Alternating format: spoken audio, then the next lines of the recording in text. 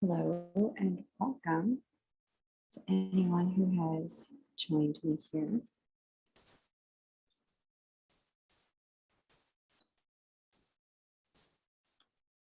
You may not be on long if there's not a lot of folks who want to get a reading for this full moon.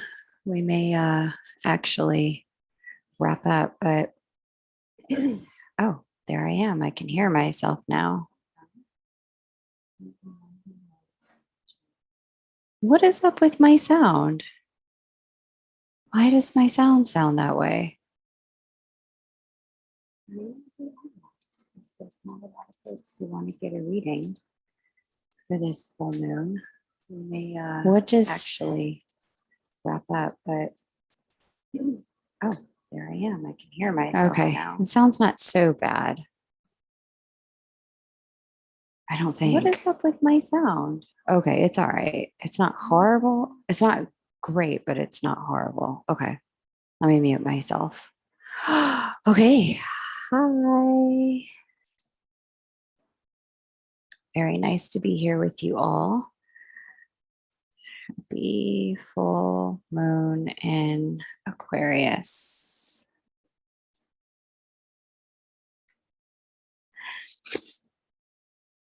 May have come on too late in the day for peeps, which will be fine if we need to do something else. Just let me know. Oh, let me add how to get a reading. Let me add the details. Hey, Elvin, great to see you, sweetie. I love getting your emails. They are so nice.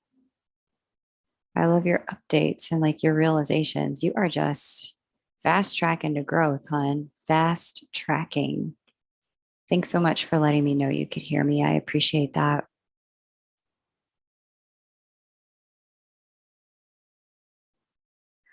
Where did I put my mini reading intel? Okay. There it is.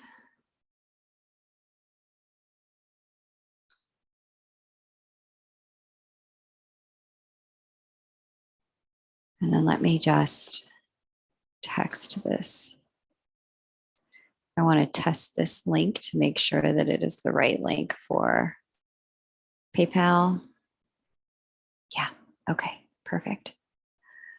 All right. Elvin, how's the full moon been for you this week?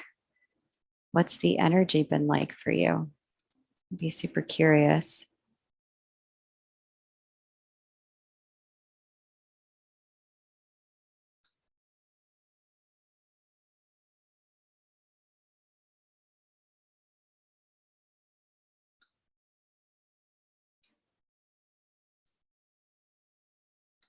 There we go. And for anyone else, I'd be super curious how your full moon has been as well.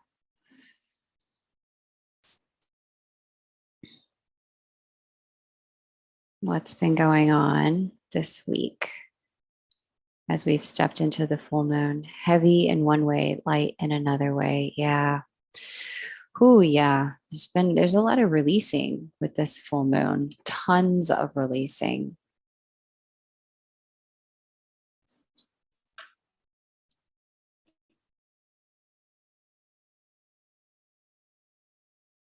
A lot of clarity with clear guidance. Yeah. That's awesome to hear that it's been bringing a lot of clarity for you. Very nice. So both heavy and light. I understand. Totally get that. Mine has been quite similar, heavy and light. Lots of releasing and simultaneously just in the releasing, I'm becoming light, but I have to like go to heavy first. And then I'm like, oh, okay, that's the work. That's where I'm struggling. That's the heavy part. So I get it. Welcome in to anyone who's just joining. I'm super curious how your full moon is unfolding, what experiences you're having with this full moon.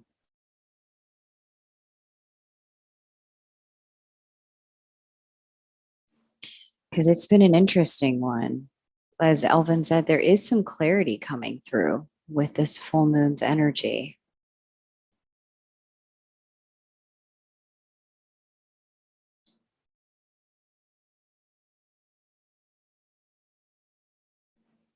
I'm excited because I got a new deck to work with today. And I'm really looking forward to playing with it with you guys. I got the Prisma Visions deck.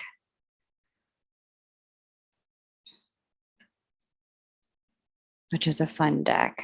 I am heavily fixated on 3D separation. Well, Elvin, my dear, that is why you get to go first.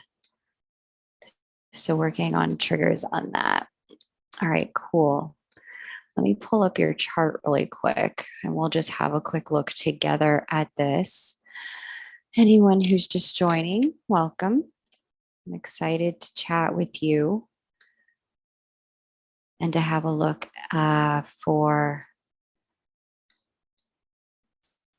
your full moon energy. Let's see.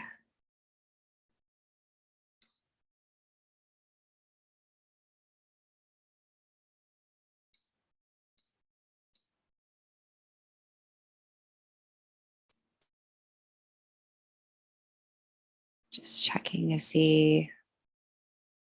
There they all are, I think.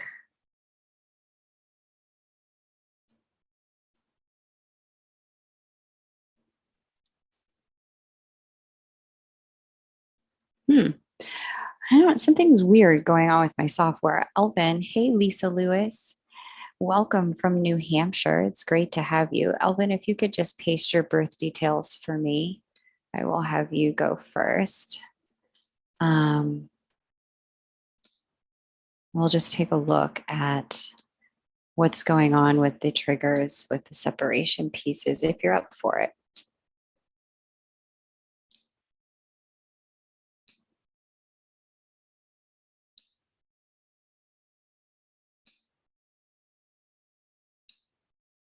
There we go. Hey, JB. Great to have you. I've been so sad around my 3D separation as well. I haven't felt like this in ages. Yeah. Yeah, there's a turning of the wheel, a turning of the season at this moment in time. And I just offer so much compassion for each of us as we move through it because there are some changes occurring in connection. And it's like a final purge, like a last push before some brightness comes in as we get into the union window. Thanks so much, Elvin. Just pull this out. Minimize that, minimize that. The next segment of the union windows. This is kind of like a closing chapter in certain ways, which is interesting, right? That we would close out a chapter, but it's like a purge of like what it was and what it is for a lot of people. Let me share the screen.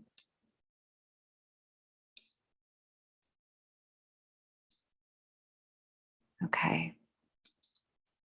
Turkey, Adaparazi for 1994, 6:14 p.m. All right. Hey, Lisa. Let's see. JB says, yes, I feel that too. And thank you. Yeah, I'd be super curious how everyone's full moon is going. If you don't mind sharing a little in the chat, you can definitely jump on the list if you're guided to get a reading. I'd be honored to read for you. Okay. JB says, me too. It feels like this is new thing. Yeah. Elvin says that. But it is not. We have been separated for a while. Yeah, it's like the final, it's like being in the birth canal almost. You're getting squeezed and pushed, right? Lisa says, you did a reading for me a year ago. You gave advice on somatic healing. Happy to report I am out of the shaking phase. Wow, Lisa. Nice. Lisa, please share in the chat for us What somatic healing did you get? Where did you go? Who did you work with? What was the name of the modality that you worked with? Please, please, please tell us. JB says, I am purging like crazy. I just started NLP to reprogram my thoughts about this experience and life. Really, there's a lot of pressure that I feel. Yes, that's it. That's exactly it. There's so much pressure um, to reprogram, to get to the new, to get to the next, to pop through on the other side, to not let things stay as they are. And when it comes to the connection for you, Alvin, you're no exception. Um, Let me bring up the transits of now. Okay, so you see Uranus and the North Node sitting here. I've talked about this extensively on the channel. Yeah, like a last shedding. That's exactly it, my friend. That Uranus energy is bringing a transformation to the entirety of what it has been before. That eighth house represents completions, endings, alchemy. It's the shedding of an identity and the stepping into a new one with the eighth house. And so, with Uranus and the North Node here, closing out the last chapter. And not only are they closing it out, Elvin, they are sitting on top of your natal Venus, which governs your house of sexuality. They are sitting on top of that Venus and South Node. They govern your horizon, your rising sign. So your perspective on everything, the way you are seeing love, relationships, partnerships, yourself in this. You're seeing some things in a much clearer way than ever before. This tells me that you're facing some really difficult truths as you have been moving through this at this period of time. Not only is your Venus impacted, but so too is your moon. And this moon energy here is providing a sense of transformation in your emotional reality because your moon sits in the house of wish fulfillment and hopes, wishes, and dreams made manifest. Part of what you're shedding is that there are certain dreams that have not manifest at this time. When you had thought they would, the emotional investment for them was there. There was a certainty it's definitely going to happen. There was momentum behind it. And there is what you're actually releasing here, Elvin, is expectation. And what you're embracing is current moment, real time, like experiences so that you can understand what's happening. Um, and be with what's happening without making him or you or anyone else wrong for the way that it's happening. So I think this is an exciting time for you and provides a lot of information coming through for you about what's real and what's just my emotions creating a filter based on what I want or what I fear. You're coming into you're coming out of being in that deeply emotionally led space where your emotions are coloring your experiences.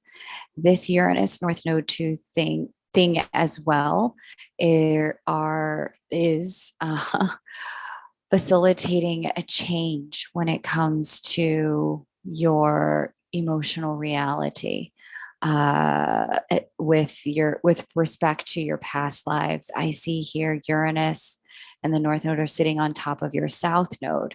And this tells me that there are some things from past lives that are playing a pretty significant role in what's happening here. So I don't know if you've done any regression lately or had any dreams lately, but there's something from a past life that's coming online again with this Uranus North Node transit. And as it's coming online again, what it's bringing forward is a sense of just clarity and understanding about how your past is impacting your present. And there's something from a past life, Elvin, this is telling me that's coming up for resolution in this lifetime. Something that's coming up that didn't have the ability to create closure in the past, you're getting that opportunity to create closure now. So I'm not sure what this is, but you may want to have a look at this with Ella and Michaela and a karma healing, because I know that they work really well on that. You may not even know what it is because it existed prior to your incarnation in this particular body. So but it has something to do with sex and sexuality, money owed, karmic debts, these kind of things, being embodied and allowing life to take its flow, not always trying to bend it to our will. So big transformations. I'm not surprised you're purging, having a look at that energy. Let me pull up the tarot for you. Let me just paste here in the chat. If anyone wants to jump on the list, you definitely can. That's the way to do it. I'm going to go ahead and pull some tarot for Miss Elvin here. Elvin, I want to thank you for being such an awesome moderator and the way you direct traffic and show up and support folks. I really appreciate it. Shuffling for Elvin's connection. Shuffling. Ooh, I just got the hit to use my Prisma Visions. I'm so excited. I love this deck. It's so pretty. It's got this beautiful gilded silver edging. And in addition to that silver edging, it's got an amazing, hey, Kylie, love you, sweetie. In addition to that, when you lay the cards out in their individual suits, you lay them next to each other. Ace of Swords, Two of Swords, Three of Swords, Four of Swords. You lay them next to each other. They tell a story. If you put them all together as one picture, you get a full story. And I love this deck for that. It is so pretty. I might screen share and show it to you guys on the internet because when I first saw this deck, I was like, must have. Okay, so Elvin's connection, what do you want Elvin to know about what's closing and her growth in this moment? What do you want Elvin to know about what's closing and her growth in this moment? Elvin's connection. Okay, the cards have spoken. There's too many. That's like, thought you were three. Just give me 3 cards for Elvin's connection, what's closing and her growth at this moment. Thank you. Okay. So these all came out together. Each time I'm trying to pull 3 and they're like, no, we have messages for Elvin. Okay, so if you want to get on the list, you can. The way to do that, I've pasted it for you. The first out was the 7 of Pentacles and 3 of Cups, and they came out upright. And this is telling me that you've been working really hard to try to figure out, okay, how do I dance with this? How do I work with this? How do I flow with what's been going on in the connection at this time? How do I make this work? And bottom of the deck, I see 8 of Cups. You're letting go of the fact that this has been a painful journey for you. Like the construct of this is painful as opposed to this is growth. You've been trying to lean away from this is painful and lean into this is growth. So I see the 7 of Pentacles and the 3 of Cups there.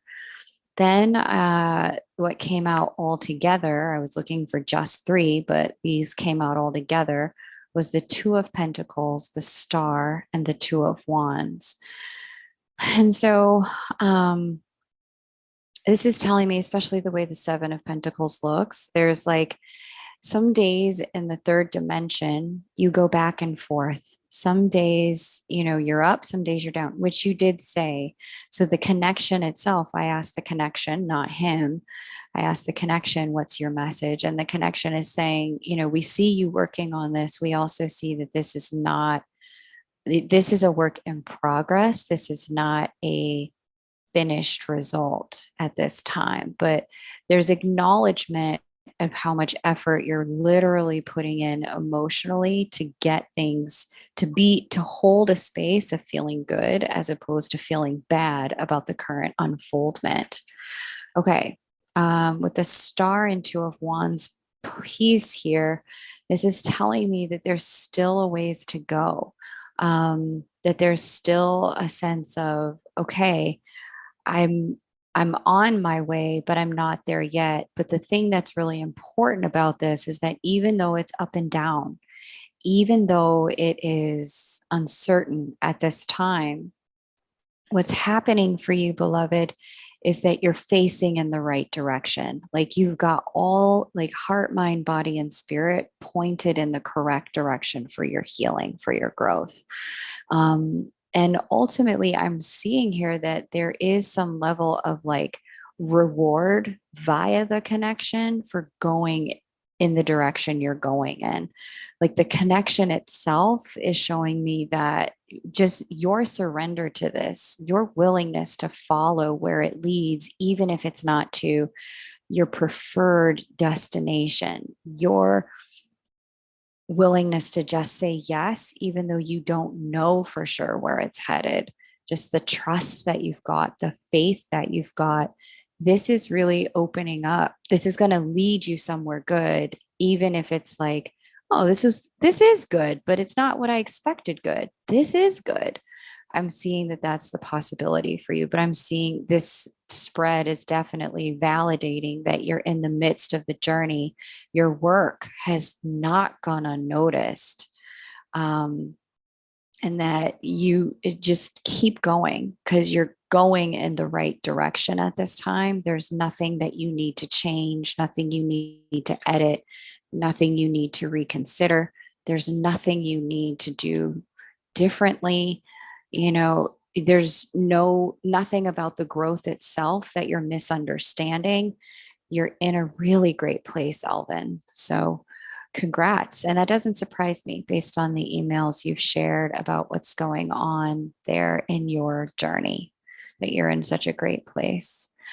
Okay, beloved, thank you so much for letting me read for you and for going first today. I have contacted them for an inner child healing. I feel like I need that. So we will see. Oh, Elvin, that's wonderful. I love this. This is great. Yes, the building up of the momentum was difficult. So I turned back when I was close. Interesting.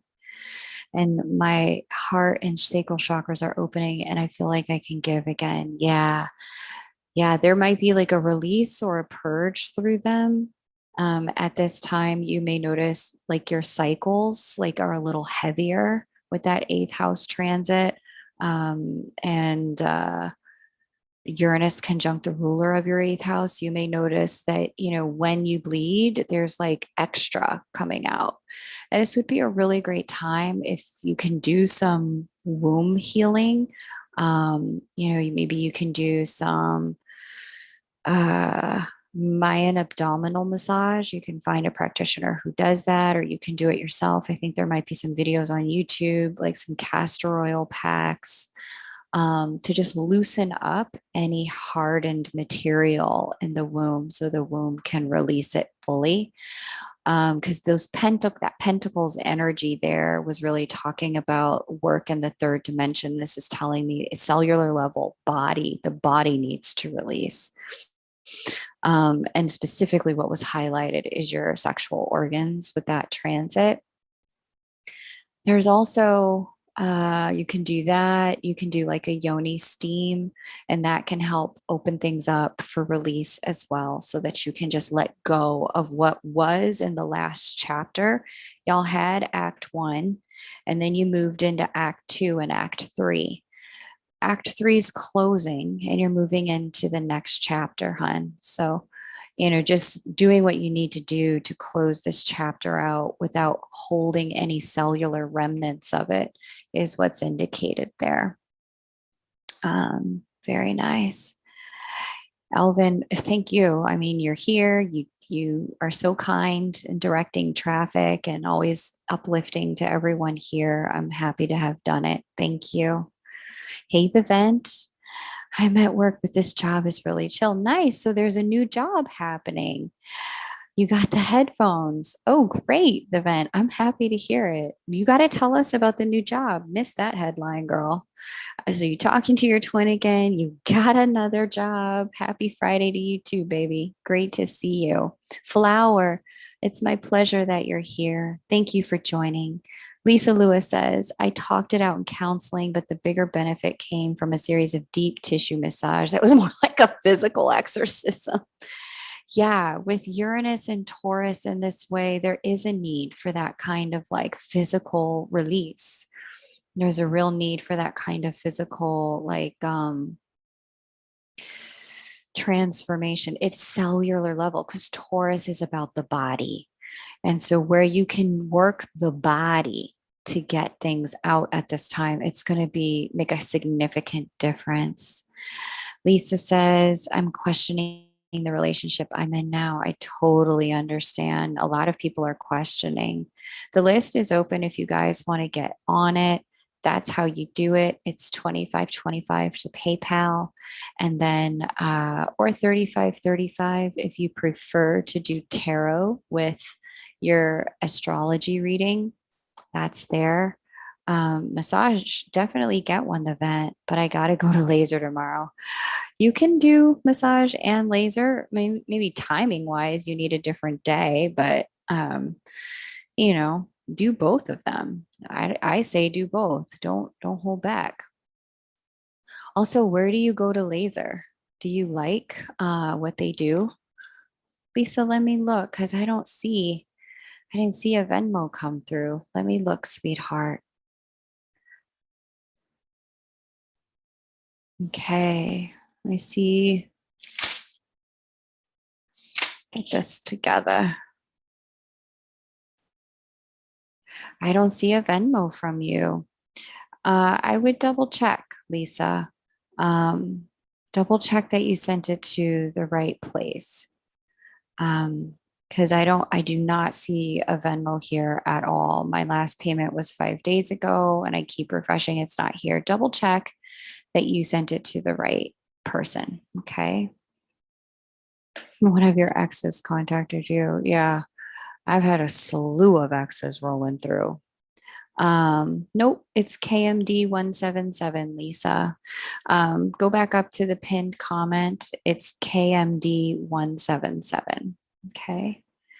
It's got like a blue wave on it. You'll see it there. I got two places in Midtown. I group onto my pussy and I love the result. Send links, Crystal. Send links. Hey, Leo son. It's so great to see you, sweetheart. Thank you for joining us today. I want the whole sauna and hot tub. Lisa, I see it now. Got it. Okay. Lisa, I see it. I see it. Okay. Okay. Let me read for JB.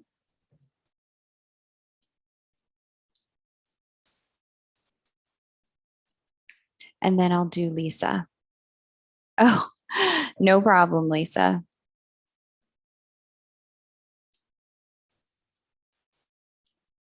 Okay. And then Jessica B.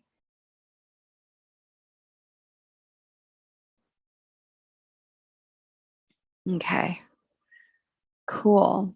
The vent. I like Spectrum, but make sure you shave because they won't shave you. If they do, it's 30. Got it. Okay. Let me just put that in my note. Girl, send me the links. Send links and put the name of your practitioner. Um, Send links and put the name of your practitioner. I want detail.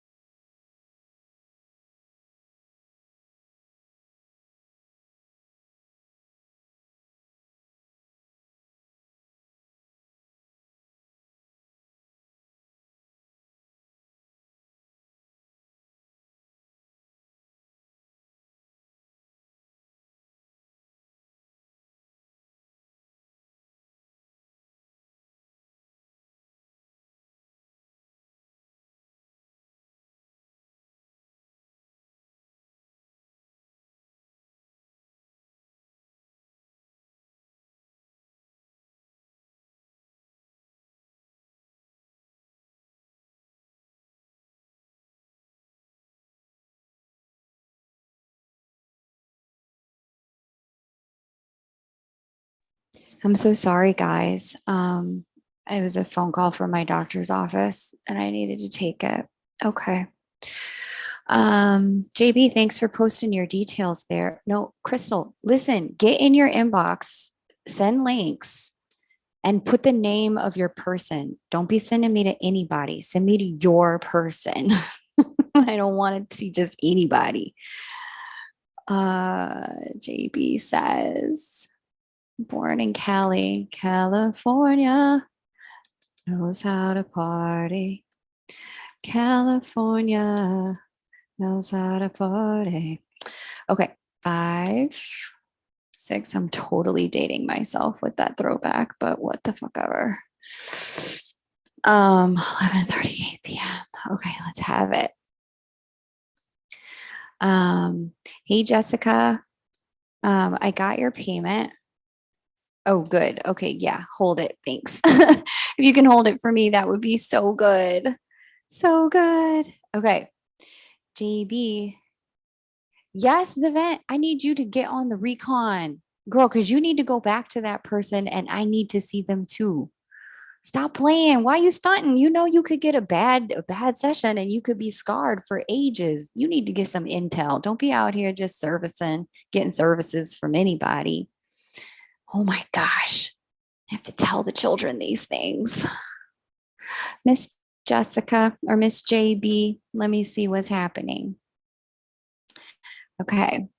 I got that. And then JB, what's the question, beloved? Let me get the question. Laser is the best. One of my friends was like, you put that much money on yourself? Hell yeah, we put that much money on ourselves. What is she talking? I don't know if that person can be a friend anymore if that's what they're asking. Was like, where else should one put the money on someone? Yes, Alvin, school her on what self love looks like. That's what we are out here doing as twins. Thank you. School her that you put that much money on yourself. You know, girl, I put it on myself because I like how I feel and I like what I see when I do. Elvin, school her. Can't remember their names. Got to ask. I do love the lady at Butte though. That okay. I'm gonna just stop with the chat and get in my inbox with these details. Okay, where's JB's question? I guess why am I feeling so many emotions around my twin connection? It's a great question. Let me pull transits. Okay. I was done before now, and now I'm super nostalgic. It's confusing to me because of how we ended. Yeah. JB, if you're willing to type in the chat how you guys ended, I'm going to get you the intel you need about why it's this way. Beloved, the big reason why is because you're in the midst of a heavy union window and it's a personal union window. And a union like window like the one you have on right now only shows up once a year. Sorry, not once a year, once every 12 years. Jupiter takes 12 years. This is divine masculine energy to get around the wheel. And your natal Juno is what just got passed over by that Jupiter. So there was a conjunction of the two. That's your natal divine feminine energy. So for a once in 12-year spin, Jupiter has re-arrived to make contact with her. And whether this contact is vibrational, energetic, subconscious, verbal, physical, you're going to feel the pull either way. Your divine counterparts energy at this time is all around you. And it really has been, I want to say, since about March, beloved. Let's go to March and see what March looked like. Yeah, I would say by about March, April is when you really started to feel like, this man, like I can't let go of him. Let's see. Thank you, the vent. Thank you. He was seeing another girl and me. I couldn't be degraded to stick around for that. It hurt our co parenting relationship as well, which hurts our son. Thank you. I just saw it come through. And yes, that sounds right too. I've been in my feels for a while now. Yeah. So what's happening here is anything that was left unresolved from the last chapter, because the two of you are opening up a new chapter, JB. Anything up the vent, you don't understand. I'm going to explain in a minute. the anything that's remaining from the last chapter, anger, hurt, resentment, unforgiveness, sadness, grief, unspoken words, triggers that got brought up but you didn't get dealt with because maybe, maybe you're like me, you had a parent, you had infidelity in your household growing up, or maybe you had a parent who was in and out, and so your sons, you've got your inner child wanting to protect your son, right? And so all of that is what's coming up now for resolution. All of those. My dad was a chronic cheater. Yeah, I'm so sorry, baby. Juno's about to. Okay, yeah. And so what I'm seeing here is as you close this chapter, especially because you've got divine feminine here in Pisces, there's a lot of spiritual growth going on, a lot of spiritual release going on to assist you with getting into clarity about, just what's happening, why it's happening, and beginning the excavation and then release process, because these things can get so deeply buried in the body that now with the transits like the ones we have now, the body is basically shaking, trying to like get it to purge, trying to get all this stuff to come out. And so this is a work. Oh yes, that is so true. So many years of trauma around childhood wounding. I'm digging deep finally. Yes. And so that's why you're feeling the connection. I would say you're feeling him, but what you're feeling is the connection itself. What you're feeling is the connection going, JB, time to deal with me, deal with this, deal with that.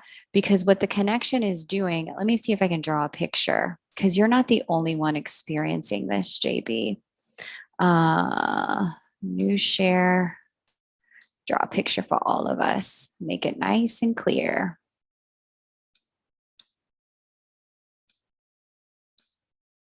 Okay. So, what you're experiencing, my love, this is you right here, pretty little lavender, going about her business, thinking she can just walk away. This is your hair. Don't hate on me. I know you've got more hair than this. Okay. Just don't hate on me. But this is you moving in this direction because of everything that happened with your counterpart. Here's your counterpart over here, just doing the things he thinks he needs to do for himself. That's his hair. Okay. Don't hate on me. I'm not a great stick drawer with my trackpad. Okay. So that's him doing the things he needs to do. And here is your vibrational energy. Here's his vibrational energy. And what's happening is boopity boop. This area right here is getting massively activated. This is the connection. And because the two of you were so close, meaning the two of you had a child together, that child still exists in both of your lives, right? This overlap energy is even bigger than it is for most people. For most people, it's kind of small, but for you two, it's even bigger, which tells us that this energy that's getting activated is more like this. It's all of this area here. And so you're over here trying to run away. You're like, no, I can't do this. Get out of my world. And the connection is doing this whole other thing. The connection, the more you try to go this way, the connection is snapping you back like a rubber band. And all of the unsaid, undealt with things in this middle area, all of the unfelt things, all of the unresolved things, the connection is just like a rubber band, just nope, JB, nope, you come back here. Nope, you come deal with this. Deal with your part of what's unresolved. And so in this regard, this energy that's in between, because in all twin connections, there's three of you. There's you, there's him, and then there's the connection. And that's all of this stuff in the middle, right? The connection when there's unresolved stuff, will mirror it back to you. And so, what you're getting right now, the connection is going, deal with this, deal with this, deal with this. The connection is pulling you toward it so you can deal with this, deal with this, deal with this. Okay. The connection is pulling you toward it so that you can resolve your last blocks, your last barriers to love being made manifest. Okay. So hopefully that I visually that provided some fire drawings. Oh, thank you, Elvin. I love their work. I'm going to go back and watch some of their videos.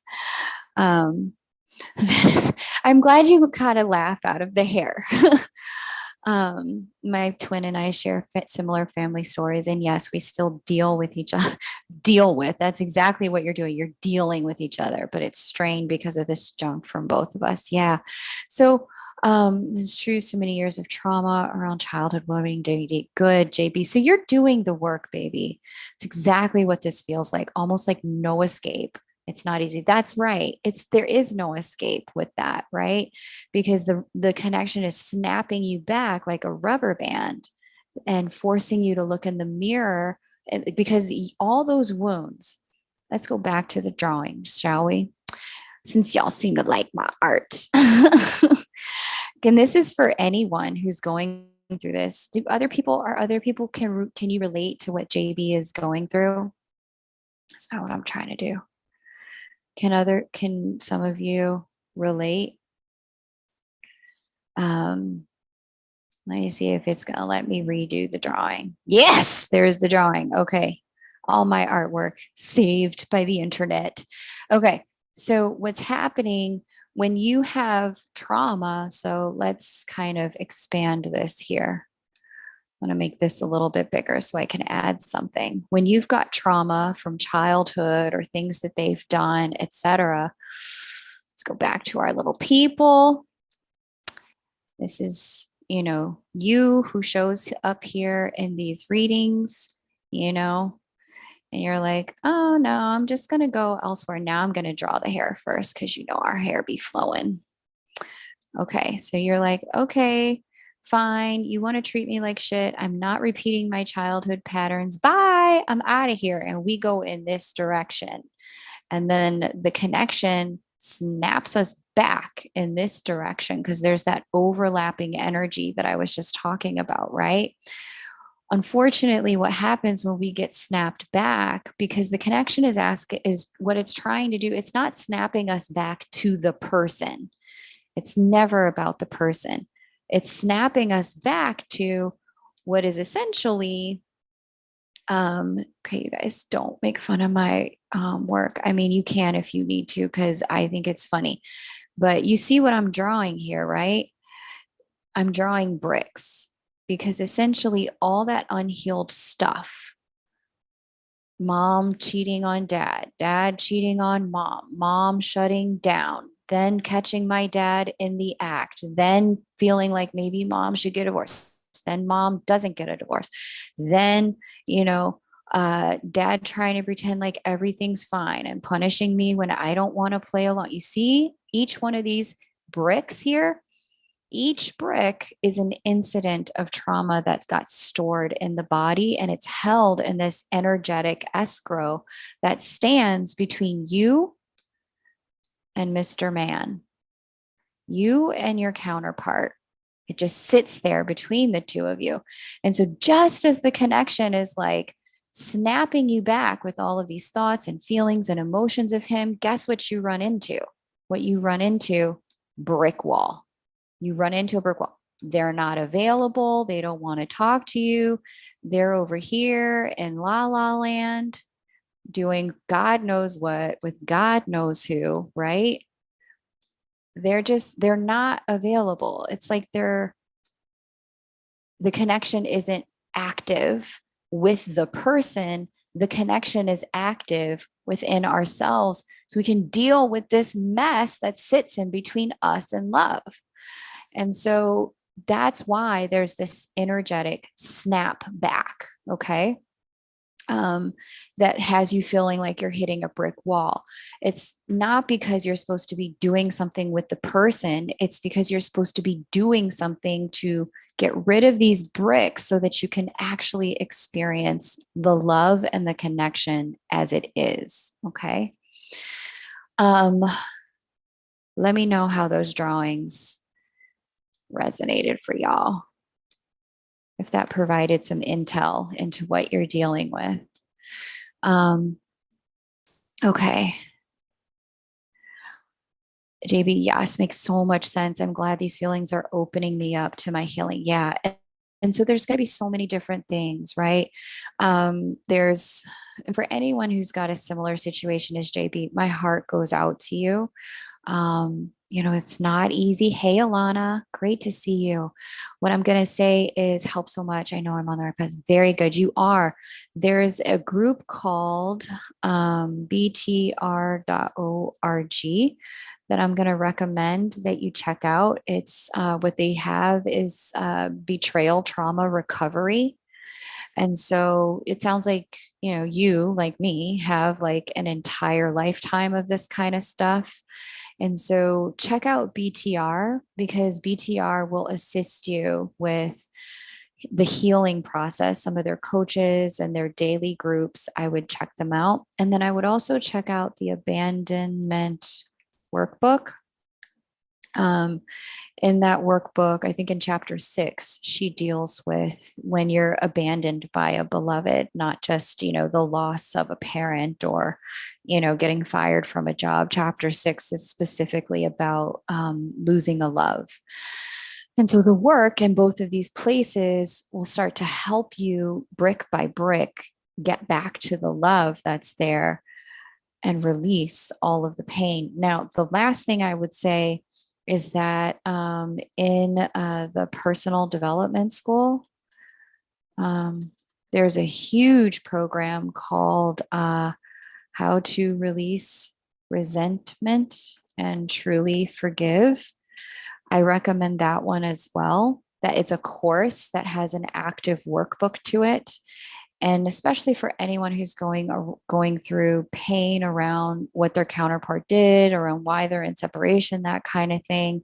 That workbook, I like it because that course, she talks about in the world of forgiveness, how critical it is to not just forgive mentally, not just forgive, in your thoughts, but in your emotions. Because when we don't forgive in our emotions, we can hold on to resentment in lieu of creating clear boundaries. And that resentment can impact our physiology. Okay.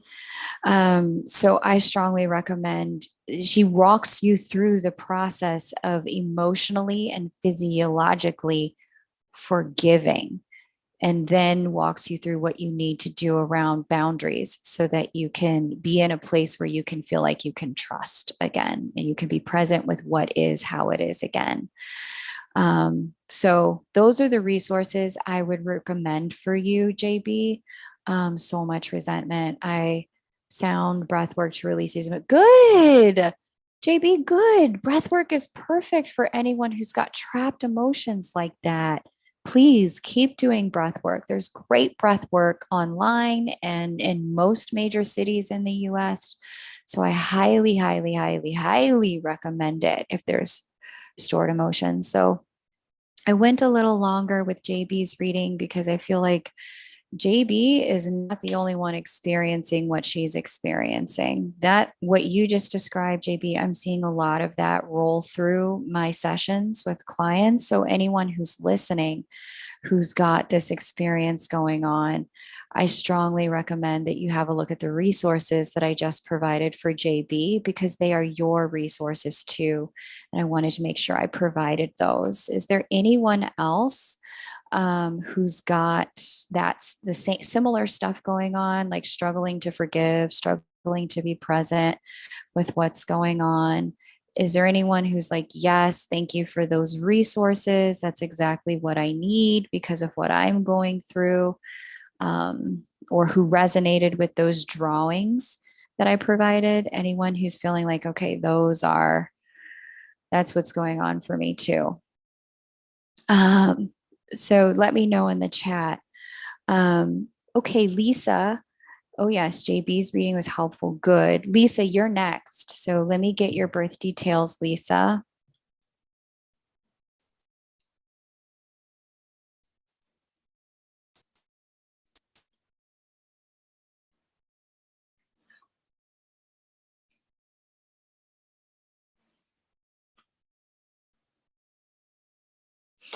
We're going to read for Lisa, then Jessica B, then Vivian, then Michelle. Okay. Good. You're doing great work, JB. Just keep going. Yin to the yang, a bit hard to forgive and forget. I don't know that you need to forget yin to the yang. Forgiveness isn't about forgetting, it's about releasing the emotion of harm being done and the vibrational escrow of being owed something in return. Forgiveness is about releasing the debt so that you don't have to repeat the situation in order to get free again. That's what forgiveness is really about, yin to the yang. And sometimes, in order to forgive, what you need to do is have a different orientation to boundaries. You sometimes, in order to forgive, especially if the person's still active in your life, like I can't get rid of my father, but I mean, you just take that the way I meant it, because I know y'all know the way I meant it. He's still a part of my world. But in order for us to function as adults, like there's some work that has to be done here. There are some different boundaries that have to be created. There's a different orientation to connection that needs to get fostered, because otherwise I will sit in resentment, right? And that resentment doesn't do anything for him. It does something, it hurts me. It gets stored in my cells, in my body. It gets stored in my womb, in my heart, and it stops me from trusting. It stops me from having love, right? Yin to the yang. It's not, forgiveness isn't about letting them off the hook. It's about getting us out of resentment jail. That's what forgiveness is about. So it's giving us the freedom from needing to chase down karmic repayment from that kind of a situation, and then setting ourselves up to have to relive that either with that person in this lifetime or another person in another lifetime. When we hold on to that stuff, we just repeat and repeat and repeat and repeat, because when we aren't forgiving, when we've been harmed so deeply, what we end up having happen is we're holding that stuff. But while we're holding that stuff within us, there's an innate separation from us and ourselves. There's a wall, a severance from a part of ourselves, the part of ourselves that loves freely and openly, that connects without reservation, that is receptive to what life brings forward. We sever ourselves from that part of ourselves when we don't forgive, when we don't find the compassion to let go.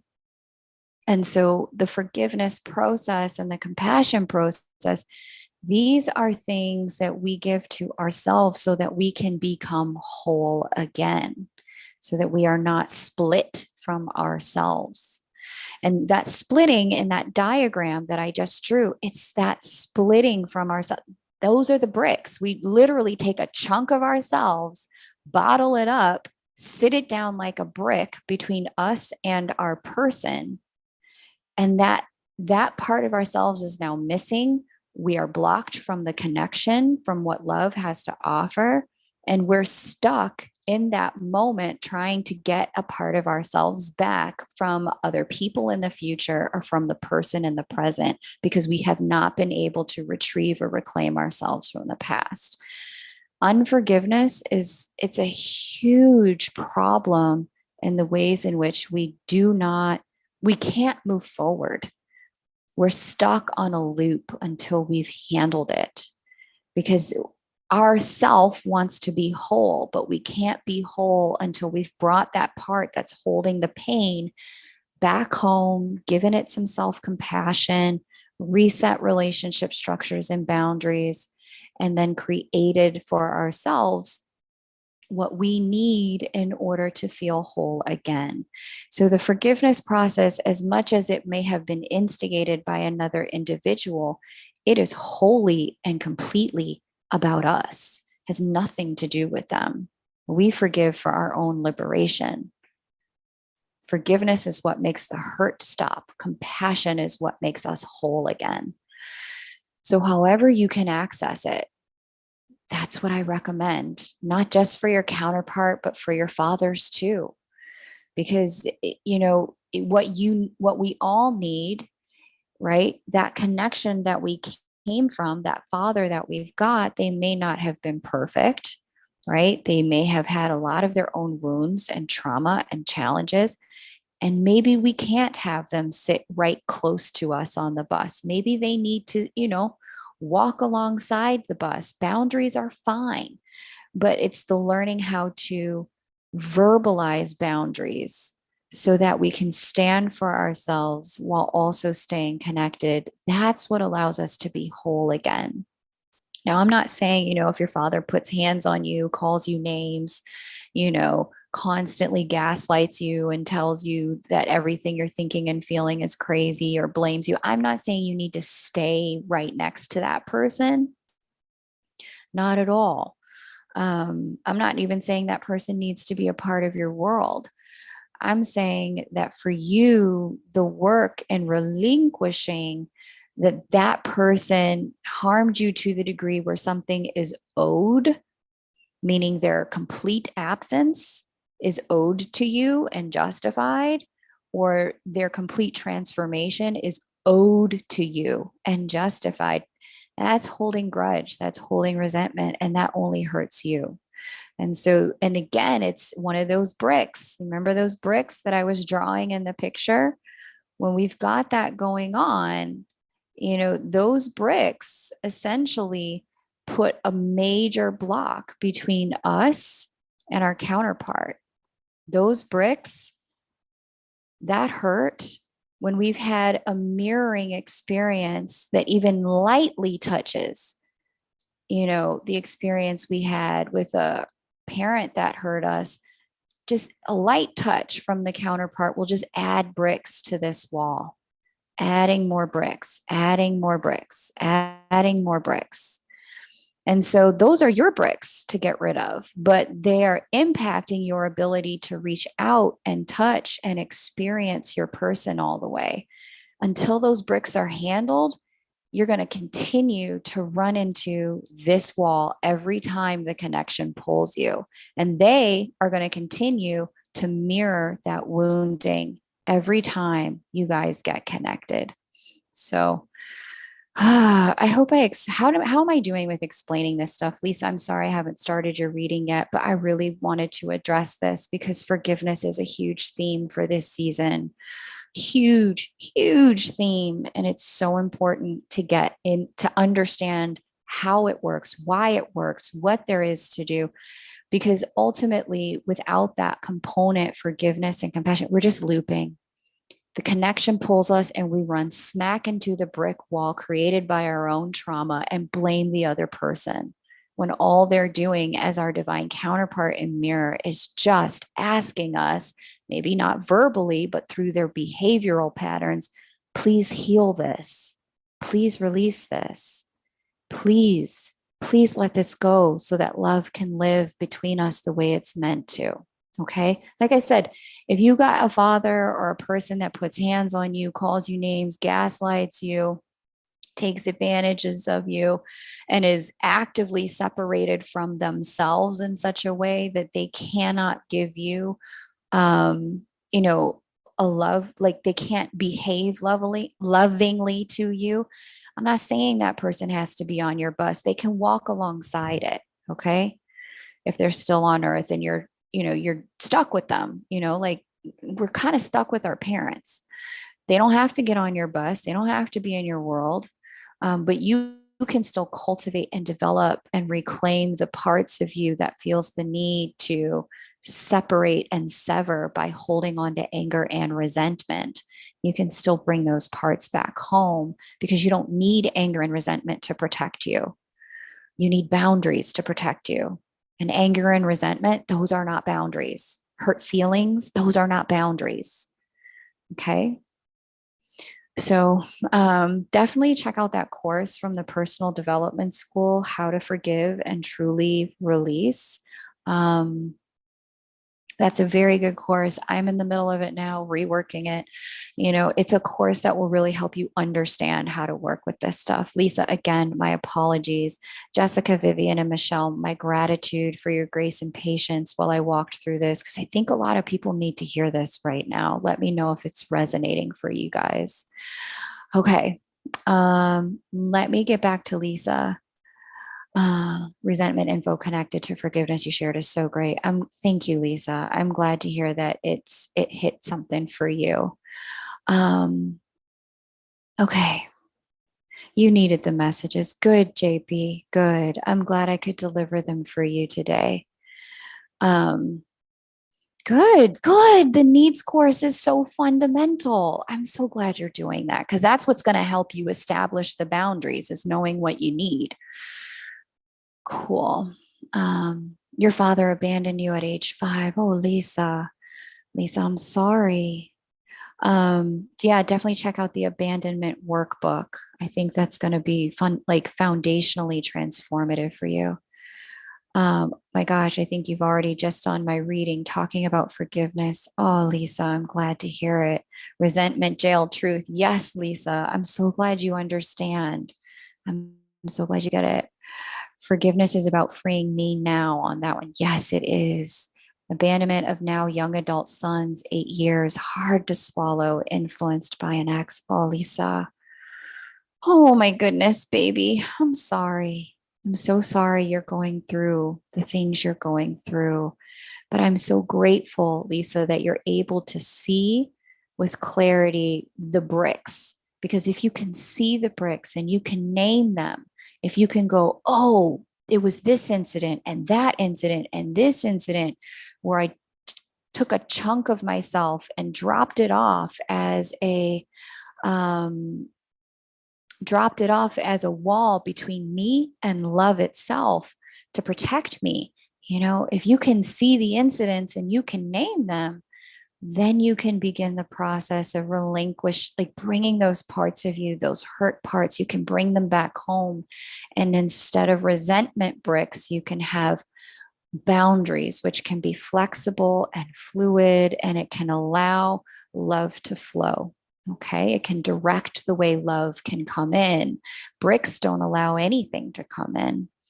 So, Lisa, baby, let me get your question, my love. Let me get your precise question. I know that little piece of info was something that you were considering helpful in other areas, but I know you paid for a specific question. My question is current 7-year boyfriend. Okay. Was Uranus, where's your moon?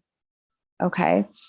He is wonderful, but his household of major baggage, parents, kids, combined house, and I had to give major money to help it all out. Now, here is where I'm at now. I live in my own home and my own money still. Okay, got it. That's it, flower. That's it. Yeah. We got to get into it. We got to get into relinquishing it brick by brick.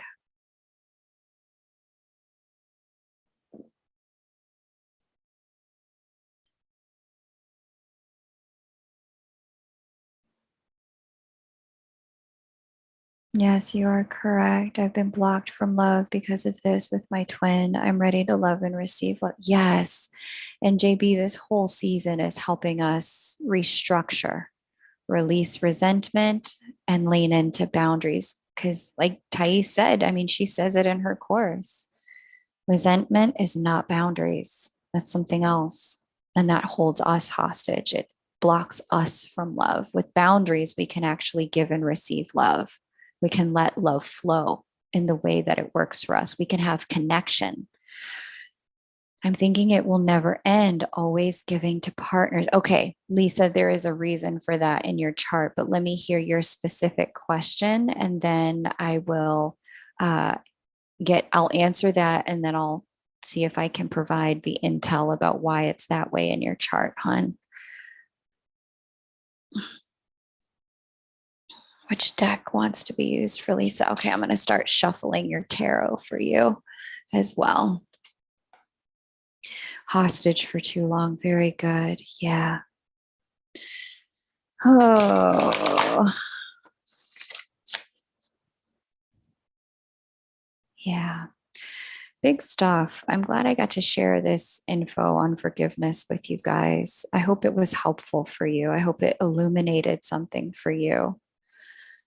Um,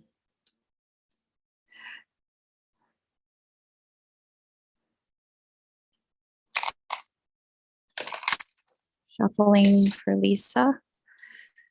Shuffling for Lisa. Shuffling for Lisa. I want a snack and it's chicken wings. I want LMA. Okay. It's chicken wings I want. Got it. Honestly, I want to move on in my life with happiness and success. Okay, I understand, Lisa. But what's your question, baby? How do you do that given the situation?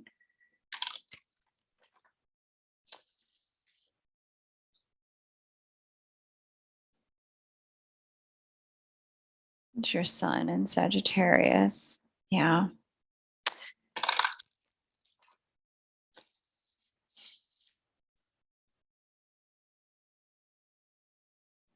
Yeah. Okay. Let me get 3 cards for Lisa.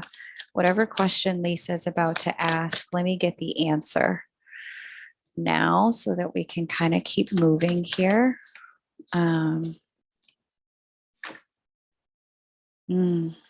The 3rd card for Lisa. Ooh, there's a powerful spread right there. Okay. Yeah. All right. Lisa says yes, because he is a good man. Okay. Um, okay. So Lisa, I'm not hearing the question, but I'm going to go ahead and begin the reading so that I can move forward with the other people who are on the list. Okay, darling? Because I kind of went on too long with the forgiveness piece, even though it was general lesson for everyone. I need to move on with your reading specifically. Okay, right, the vent. I got it. So here's Jupiter is your own. Do I stay or go? Oh, I can't advise you on that. But here's what I can tell you. This is how you're built, baby. Where Jupiter sits in our natal charts, Jupiter is our innate divine masculine energy. Okay. Whatever house it sits in, whatever sign it sits in, that's how we show up to give love, is we do it through our divine masculine energy. Okay. We give love through Jupiter. Where Jupiter sits in your chart, that's your way of giving love. Now, for you, that Jupiter sits here in the sign of Virgo. Virgo is about discernment, and that 7th house energy. 7th house is about relationships and partnerships. So, one of the key ways that you will give love, Lisa, is by giving in your partnerships. That's your key way of feeling like, okay, I'm showing up for this. In your connections, you've got this sun in Sag, you've got Mars in Aquarius, Pholus in Aquarius, got Saturn and Eris in Aries, you've got South Node in Libra, North Node in Aries. Okay. And you've got a small Gemini stellium that includes planet Earth and Nessus. Okay. This is telling me, even though you have a lot of feminine energy in your world, when it comes to relationships, when you really love someone and you really get into commitment, you give. That's the way you establish commitment, is by giving. The counterbalance to this, let me just see something. Yeah. Okay.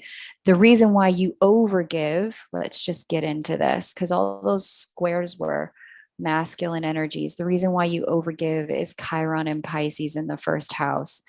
Overgiving is a function of having a fundamental not good enoughness inside of your personhood that needs healing. And luckily for you at this point in time, you've got a healing transit going on that came up this year. It began in about May when all of this energy was sitting on top of your natal Chiron, bringing to light the woundedness that overgiving creates, and the where that comes from within you. So right around May, June, you would have felt a little somewhere inside of you like this isn't working, and the mirror would have began to arise that this is a function of not feeling good enough. And so when it comes to your connections, thank God you're Jupiter. If it was going to be in any sign in the seventh house, thank God it was Virgo, because of all the signs, all 12, Virgo is the most discerning. It's the most able to perceive nuance and distinction when it comes to circumstances. And so, what you're being asked to do is manifest this Jupiter in the light and be discerning about what you give, when you give, how you give, and to whom you give. But in order for you to be able to do that during this season, you have to move into the healing process and dealing with this Chiron wound that you've got going on.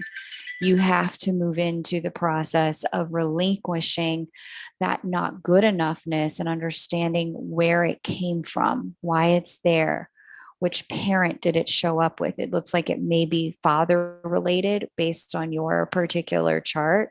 But there's some stuff here that needs to get healed. Once you heal that, going back to our drawings here, since you all love my drawings and I seem to be in a drawing kind of mood today, let's get into the drawings. What's happening is you seem to, and we all do, when we have major wounding that's unresolved and we're trying to interact with life. So here's Miss Lisa, and she's going about life. She's trying to be a loving person. There's her flowing hair. You all like how I draw the flowing hair. I love the flowing hair part. There's her flowing hair, right? Lisa's trying to go about life and she just wants to give love to people, right? But the problem is when she gives love to people and she's giving all the love with no discernment, the no discernment is happening because on Lisa's eyes, her perception is skewed. And her perception is skewed because what she has going on is some glasses. Just consider that sunglasses. Okay. Just going over Lisa's ear. There's her ear. Okay. These sunglasses, when Lisa goes to look at life and say, who can I give to? What can I give? I want to establish commitment. The sunglasses say, anything you offer is not enough. So give everything. Okay. And so Lisa gives like too much, right? That's what's going on. She's like giving too much to people, but it's because of the way these glasses, the wound glasses work. If you can get the wound glasses to come off, you have the gift of being able to give with discernment in flow with what's warranted in the moment. Okay. And so again, some of this is about learning appropriate boundaries. Some of this is about healing that inner child stuff that we were talking about. Like I said, it does look like this came from your father. Lisa has long hair and the vent wants me to draw a purse. So you understand, right? And I'm using the Light Seer Tarot for you, Lisa. 8 of Cups reversed. Letting go of small love and embracing big love here is what this is talking to me about. Strength reversed. Learning what it means to be present without holding back, but without overgiving, right? That Strength card has an abundance of powerful energy to it. And it's the only major arcana in this spread, but you don't have to come at everything with the full force of your heart and your wallet. And then the 3 of Swords reversed is, again, that's the forgiveness conversation. That's the critical piece. Hangman reversed at the bottom of the deck is all about knowing what you already know what you need to do. It's about doing it. So again, that forgiveness course from the personal development school, I think it'll go a long way for you, babe. I also suspect that the boundaries course is going to go a long way for you.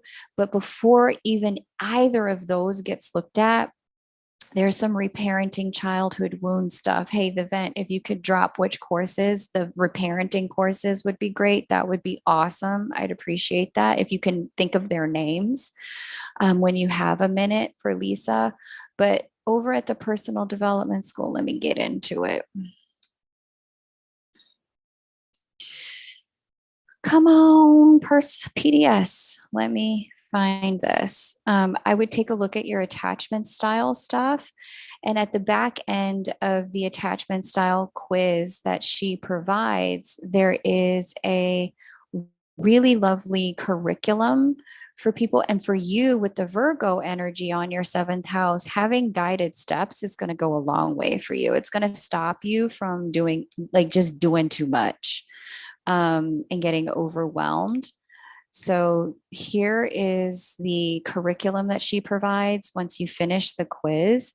Know your attachment style, and then you just move through it. If you're dismissive avoidant, fearful avoidant, if you're anxious preoccupied, we've got reparenting your inner child, releasing resentment from relationships. We've got setting boundaries, stop abandonment and rejection in a relationship. Because my sense is that you probably give the way you give to prevent this abandonment and rejection, but then you end up getting taken advantage of.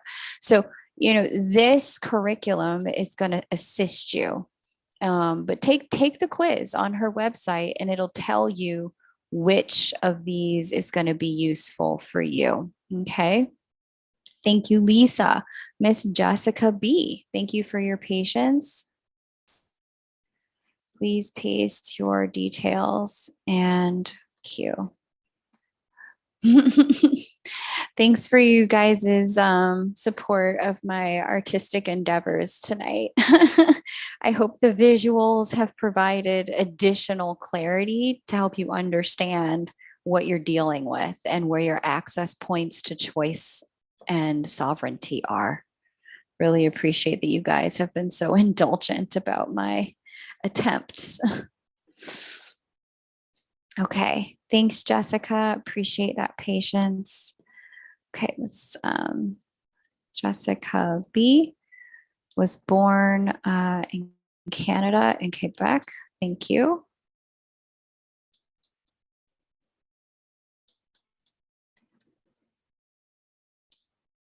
Six, 1982, 12:10 p.m. Okay.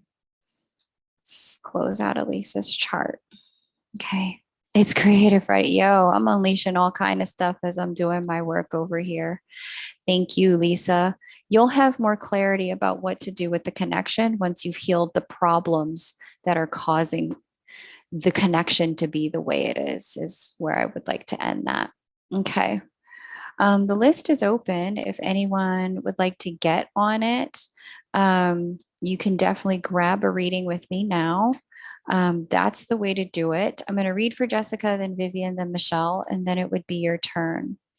Jessica asks, let's see. Jessica asks, do you have any insight or can point a direction on what my spiritual gifts are? Yes, ma'am, I sure can. Whoo, baby. You've got a big mission in this lifetime. So your 12th house, which governs our connection to the spiritual world, is governed by the sign of Leo. Leo is ruled by the sun. So they're kind of baked in, and they're over here in the sign of Gemini, communication, and the 10th house, work. And so Shaman's asteroid sitting here is telling us that there's a lot you're going to experience in the work world. A lot of experiences that may challenge you, that may make you feel defeated. It may make you feel quite alone. But much of what you're going to go through in the world of specifically work are things that are going to help you refine your selfhood and then step into leadership in the work world and guide other people. There's teaching and facilitation energy here. There's an energy of being able to, once you're in front of a group, channel forth divine communication. And it's also the ability to share, explorative processes and guide people into their connection with their higher self. And so, Jessica, we all have different kinds of spiritual gifts and settings where they're going to manifest. In your case, beloved, your setting for where your spiritual gifts are going to manifest are, in fact, in the world of work. And in guiding, teaching, and leading people via having had some difficult experiences of your own, it's going to strengthen your intuition and foster an ability to bring that guidance forward for other people, bring that energy to other people so that other people can start to have an experience of clarity for themselves. You have the innate gift of the container. And what the container does is it's an incubator that provides all the right tools, all the right questions, all the right information, and precisely the correct sequence for people to help them find their clarity and move forward on their path. Okay. You provide that safe space, but it's because you have been in so many circumstances in which you have been so unsafe yourself, Jessica. So it's a huge gift. I'm also seeing a spiritual gifting here. With Chiron in the night, yeah, there's something about divine communication. I see here communication has been a challenge and a struggle in your life, especially when it comes to emotions and connections and love. And so once you overcome the struggles and integrate the parts of yourself that are truly unique and truly who you are, you're going to find that you step into a leadership capacity when it comes to divine communication. It wouldn't shock me if you were clairaudient, but your clairaudience may manifest in a completely different way. Like you may have like light language, like you hear these tones and these syllables, but you may not know what they mean until you record them, go into trance and listen back, right? And use your intuition to provide the intel.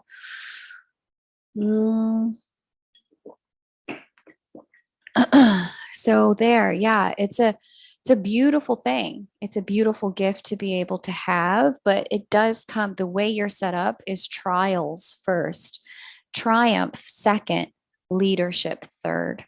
And that's the way your divine gifts are set up to work in this lifetime. Beautiful stuff. You look very intuitive.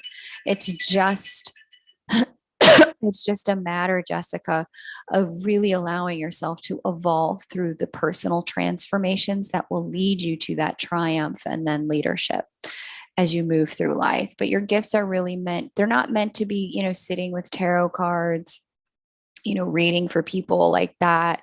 It's more like, because in the work world, like those kind of spiritual gifts they don't land the same way. Your gifts are more behind the scenes, they're hidden, but you walk with a very big spiritual, what. And inside of operating with that, you really get to a place where other people have a lot of respect for you because of what you've come through and the wisdom it's provided for you. And it's your intuitive ability to give to people guidance and leadership. That's what it is that people are going to be searching for from you in the world of work, but not necessarily like, in these other ways. That doesn't mean you can't read tarot cards. Do that if you want to. But your true leadership doesn't require it. There's a essence to you. Vivian, please paste your cue and details. It's your turn. After we do Vivian, then we're going to do Michelle. After Michelle, it would be your turn if you would like to get on the list. There's just 2 people in front of you. That's the way to do it. And we'll dive right in. So, all right, Viv. Hong Kong. Got it.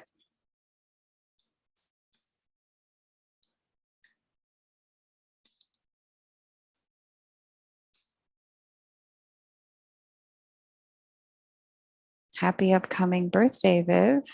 10:03. Oh, it's probably too early for that. 10:30 a.m.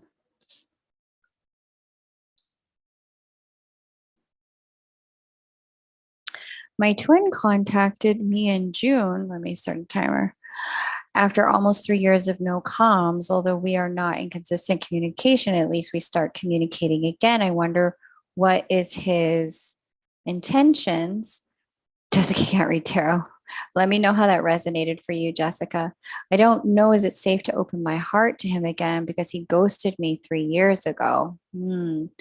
I feel so confused about my feelings because I am dating other people and he suddenly contacted me June after 3 years of no communication. We met in 2018. Got it. All right, Viv.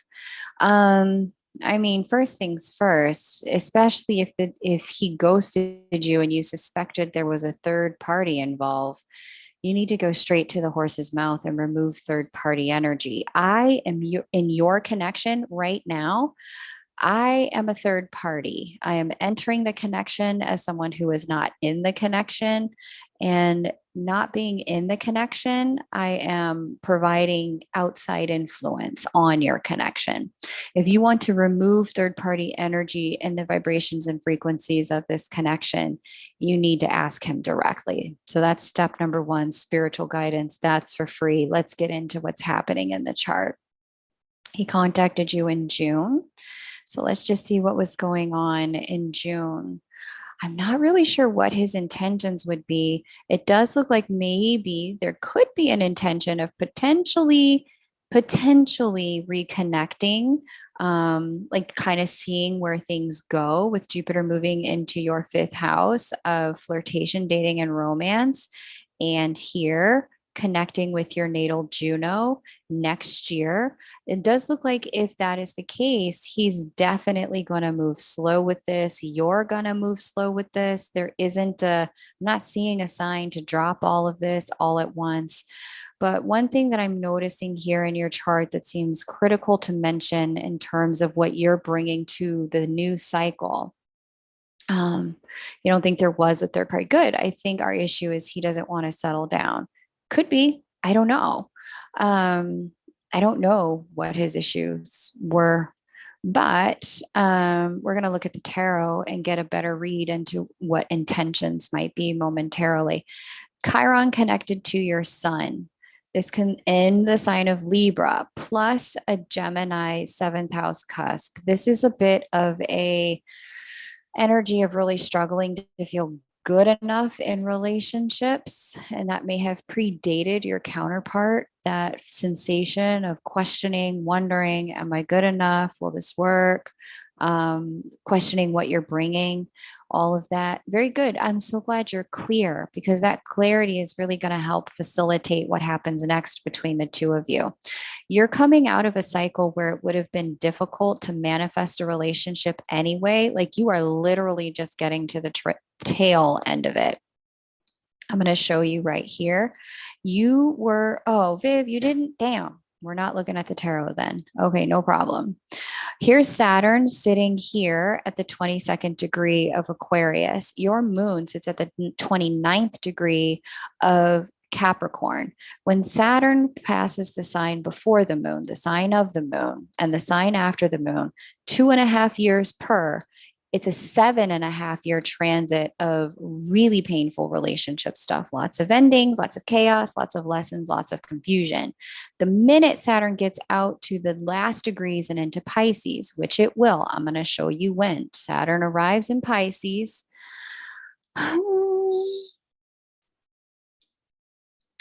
Here in 2023. The minute we get Saturn into Pisces, your 7.5 years of trying to face your lifelong lesson is over. It is over. Your lifelong lesson has to do with partnership. I'm not going to get into it now because we've finished the 4 minutes here.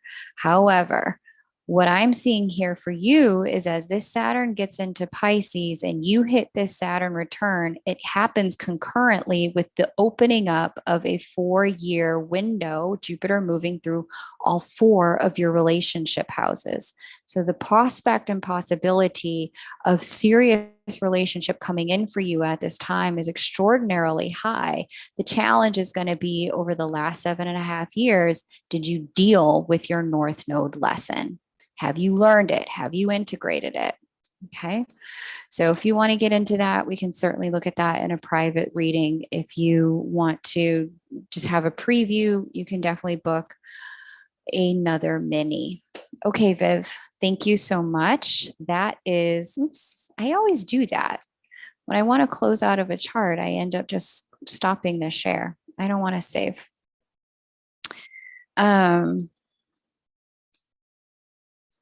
Cool. Hey, Michelle, thank you for being so ready. I love it. And again, I thank you for your patience. Super appreciate that.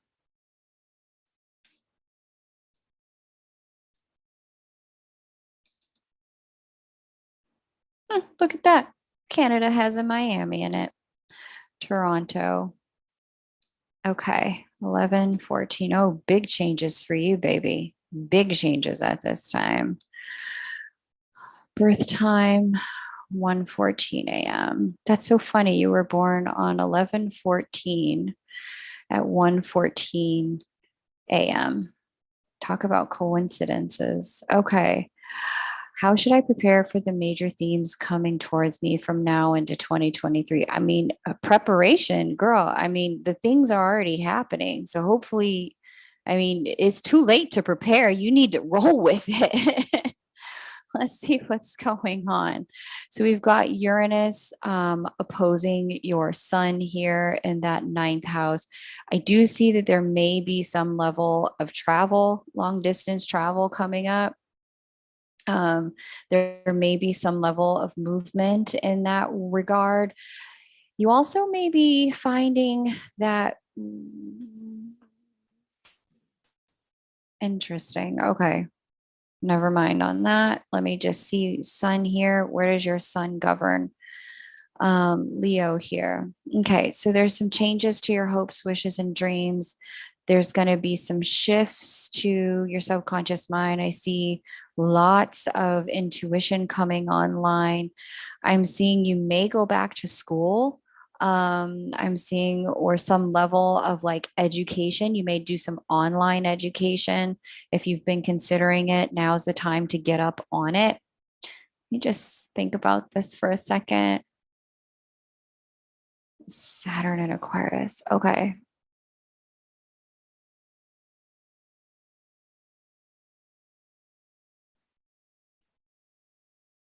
Okay.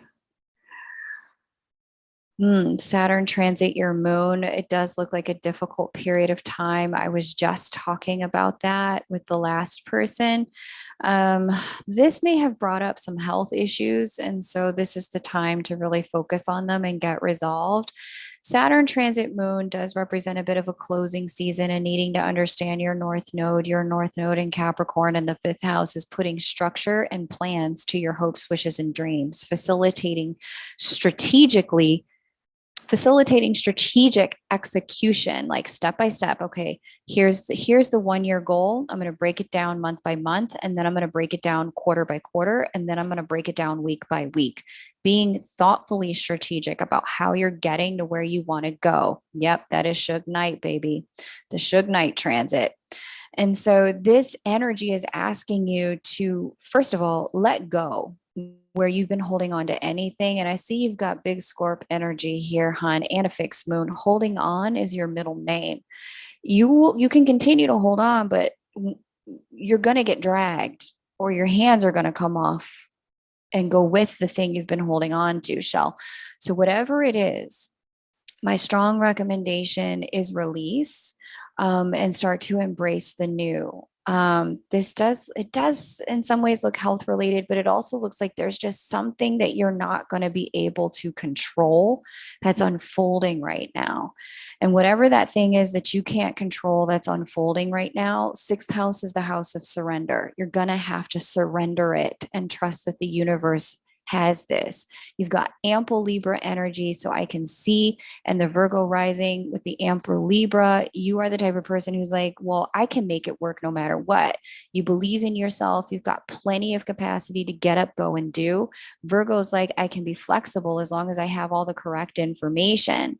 But this is not about being flexible or doing something new. This is about letting go. This transit is about shutting things down, closing out chapters and cycles. You may be in the process of trying to start a bunch of new things during this transit, but I don't recommend it. I recommend that you use this time between now and the beginning of next year to supremely focus on cleaning house. There's a lot of people, a lot of projects, maybe even a job, maybe even some dreams that need to be released during this period of time. Find the way to let these things go so that you can move into your next chapter feeling a lot lighter. I'm also seeing here there may even be some challenges with your mom or female authority figures, bosses, that kind of thing. If that's the case, the lesson for it, again, for you, get some planning, get some structure in place, get some clarity in place about what it is you're doing and not doing. Communicate your boundaries clearly. There's a boundary thing that's also up here. So a few different things going on. Hopefully that provided some high level details. It would not have provided specifics, but some high level details. Let's see. The Rider Waite seems to be the right thing. It's calling to me. So Shell, you'll have to let me know how what I just shared resonated. Like I said, I just skimmed for headlines there. I didn't go in depth. If you want to go in depth, I recommend a private so we can really talk about this stuff and the specifics of what's going on in your life and how to work with it. Anyone who wants a private, if you look at the schedule and you just see the times don't work for you, shuffling for Shell, what's her message about how to work with the energy of the last 4 months of this year into next year, beginning of next year. Thank you. Now I have some Janet Jackson. My mom is having surgery. Yeah, it doesn't surprise me. Damn.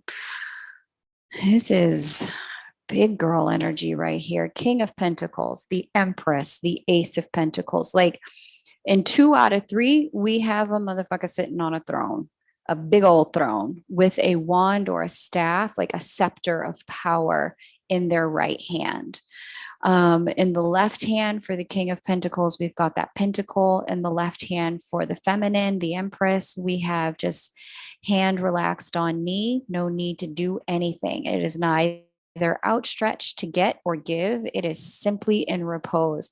Ace of Pentacles, new beginnings over here, where life is trying to bring you new stuff. And so the way this feels, because that Ace of Pentacles, like I can see this, there's energy kind of stuck. It's energy in escrow. I'm looking at this spread from left to right, Ace of Pentacles last, that hand is coming out of the cloud outstretched with the pentacle. However, what's going on right before it in the previous card is an Empress. And right before that in the previous card is a King. And so we elevate from King to Empress, and that Empress then elevates again into completely new cycle, completely new beginning. And so there is a need to be really concrete. The Empress does sit in a very fertile garden. The Ace of Pentacles has a garden on the back. The King of Pentacles is in a very fertile garden. There's a real need, because 2 of these are talking about concrete, third dimensional form. There's some stuff in your world that you need to shift and bring together. Put together. I'm seeing there's some disparate pieces in your life that they're just kind of waiting around for you to, they're looking like pieces of a puzzle that you keep staring at, but doing nothing with. It's time. I'm getting like a TikTok kind of vibe from these where it's like, okay, everything's here. Are you going to do something with it? Bottom of the deck, Page of Pentacles reverse. This is not the time to play small, my love. This is the time it's about going big or going home. And I think you know this, some of the things that you're going to end up needing to, once you start putting these pieces together, I think you're already aware there's certain people that are going to have to go by the wayside because they're just not on your level, Shell.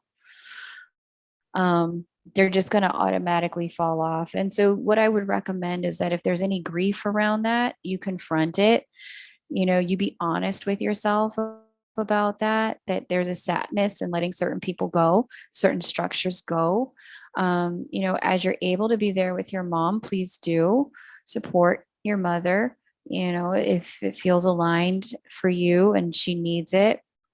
And, the other pieces are just like, it's just the vibe I was getting from that spread, and the message that I have for you is just this: it's time, Shell. It's time. Okay, Terry Lee, it is your turn.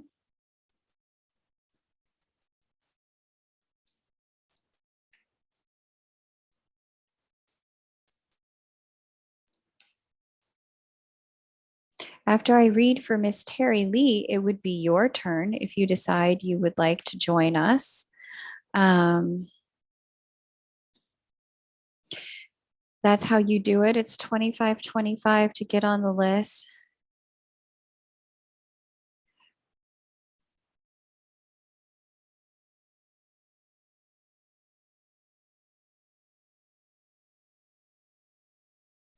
But if you'd like me to pull tarot for you as well, it's 35-35.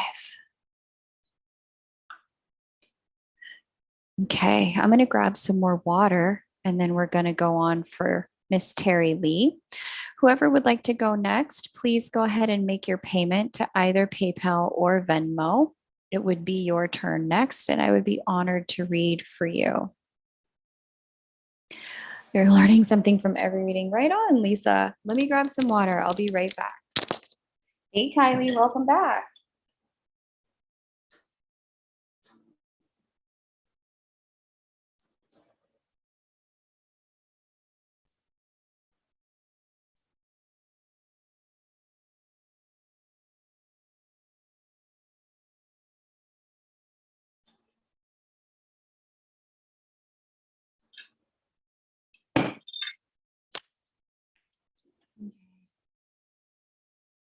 I said in my heart, I miss, and Kylie calls. Kylie comes.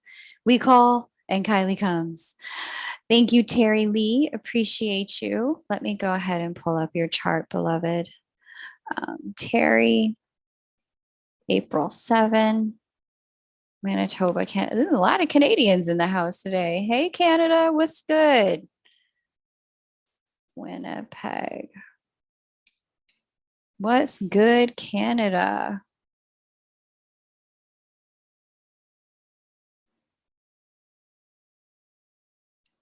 Okay. 4/7/72. April 7th, 1972. 4:44 p.m. Okay, let's get into it.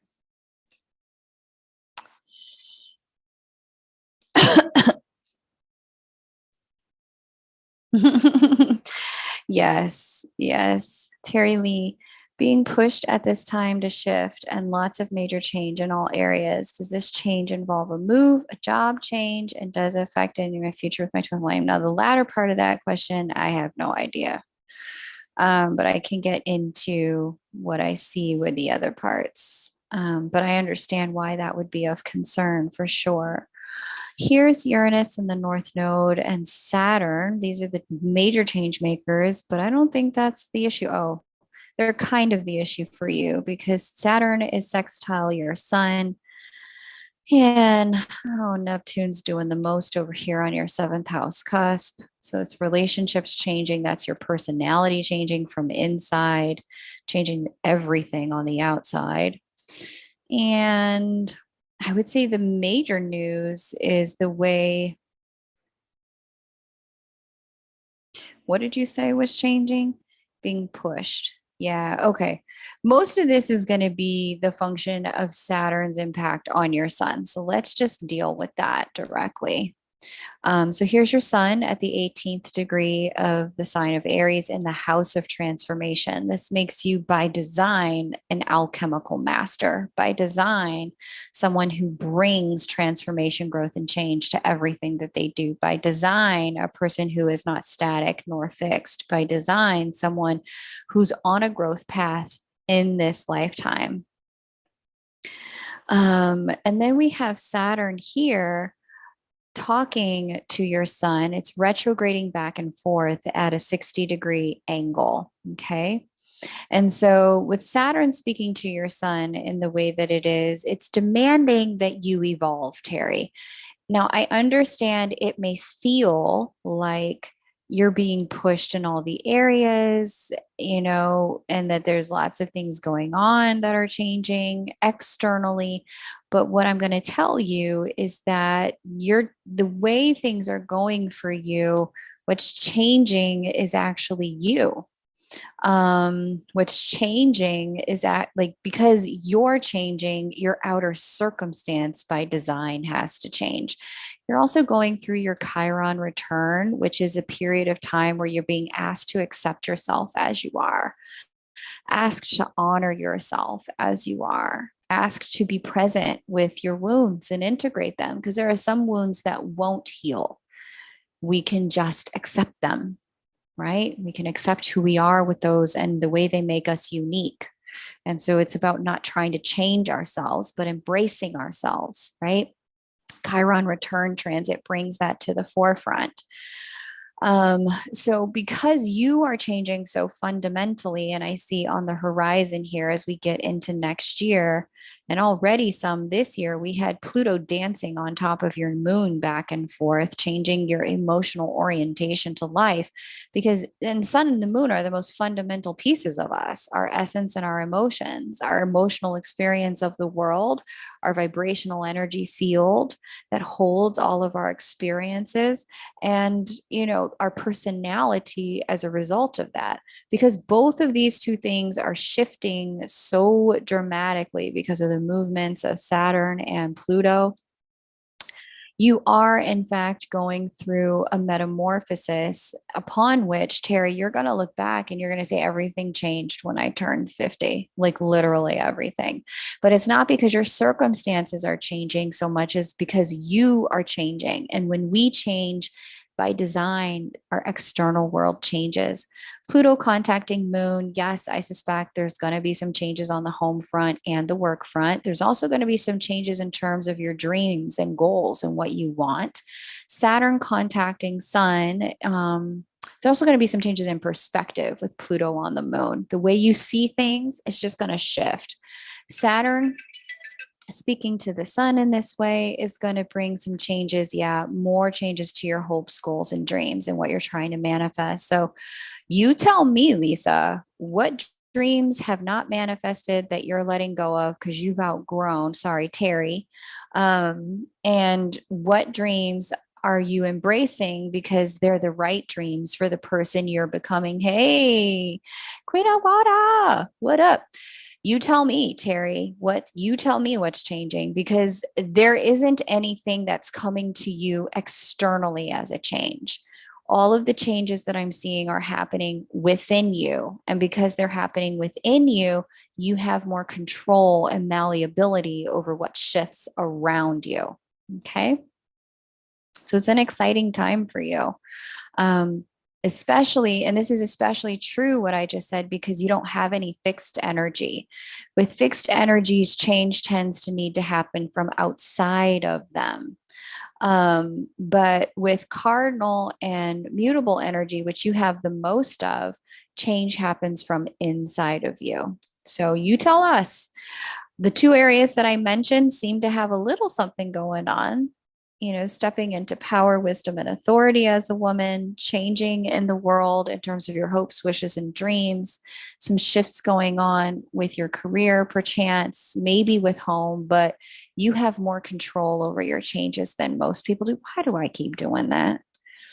You have a lot of control going on here. So I like to see this for you. Yeah. Within and uncomfortable without. Yeah, Terry.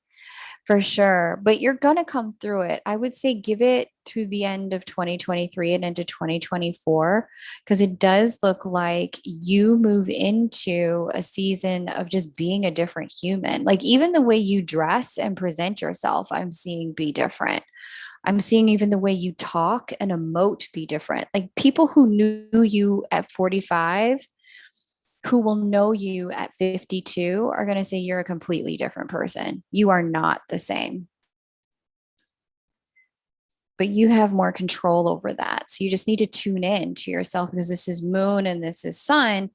This isn't necessarily about change coming from outside. It's coming from within, and you're just going to try to get your outsides to match your insides. I would say it's almost an identity. I wouldn't say it's an identity crisis as much as it's an identity integration where there's just whew, like all of you kind of being like, nope, this is what we're doing, getting really focused. Rosalina, please paste your birth details and your question. It's your turn. If you would like to get on the list, you would be next, right after Rosalina. I'm trying to figure out what this fab and 50 gal ones in all areas, but yeah, I don't suspect you're going to have true clarity until next year. If I'm being honest, Terry Lee, I think it's going to take next year, maybe even the following. So this is a great time for exploration. What you can do that you've never done is the time to get curious, explore it, try it, do it, see how you like it. If you've never had escargot, and you think you might really appreciate, the experience of living in France, French food, French history, French culture, I recommend you go try some escargot, girl. you know like go do the things that you never thought you wanted to do. Go try these things, and or you always wanted but you never gave yourself permission to. Go try these things, because in the trying and the exploration, you'll be able to lay to rest certain ideas about what you thought you wanted and step into clarity about the truth of who you are now and what who you are now wants. You're going to be able to close out certain questions and certain chapters as a result and function of coming to clarity about who you are, but that might take some trial and error and exploration. Okay, is it just me or does anybody else notice that Rosalina's birth time is 5:55 p.m. and the time birth time on the chart I just read for was 4:44 p.m.? Oh my gosh, the signs. Okay, Rosalina, thank you for your patience. I'm going to go ahead and read for you. Ooh, I get to use my Prisma Visions. It's already talking to me. It wants me to use it for your question, Rosalina. I freaking love this deck. It is so pretty. Okay. Prisma Visions. All right, Rosalina's question is, all right, cool, Kieran.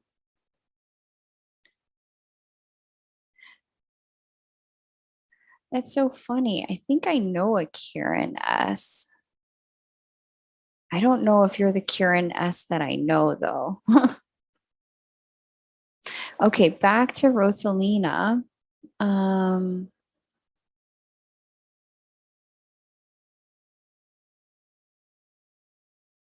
Yeah, it's not total chaos at all. It's definitely part of your path. Um,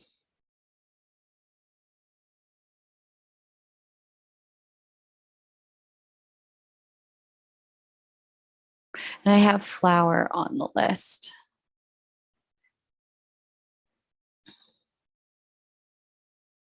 What's coming in the next 6 months? Signs of change. Really helpful. Okay, good. Glad to hear it was really helpful. All right, so let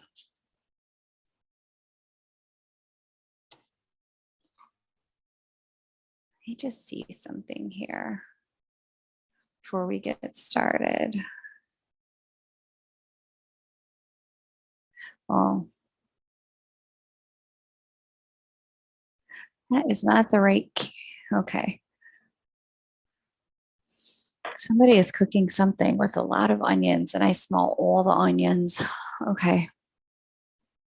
Signs of change, signs of change, signs of change. Okay, Ross. Okay, well, the big changes you've kind of gone through already. You went through them last year and the year prior. I think you might be in a season of chillaxing. Thank God. Okay, so with the placement of Neptune square your moon, some of your emotions might be a little unclear, and a lot of your spirituality might be ramping all the way up with Neptune and Jupiter and Chiron in your 12th house. I see that you've come into a season of major spiritual growth, massive intuitive hits, downloads, and growth as well. Um, and so I don't know if it's a good thing either. This is just you getting into a place of like seeing things through spiritual eyes in a way that you may not have before. There can also be kind of a drifting a little bit from some of your female friends. Or maybe you and your mom aren't as close as you used to be with a transit like this. Um, and so I'm seeing here, moon governs third house. Yeah, there may be kind of a little less communication. Yes, my ex-husband left and we were divorced. I also got a new job. Oh, got it, Kieran. So with your Saturn return coming, not next year, but the year following, but you asked about the next 6 months, this looks like a season of like completions and closings. I'm also seeing that some of your friend circle is going another way. It looks like you are going to relinquish some of those old friends. Your mom passed in 20.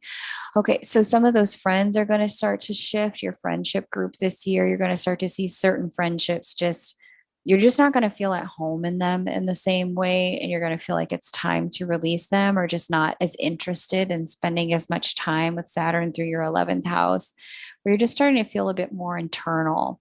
Speaking at the beginning of the year, it goes well into next year, certainly the next 6 months.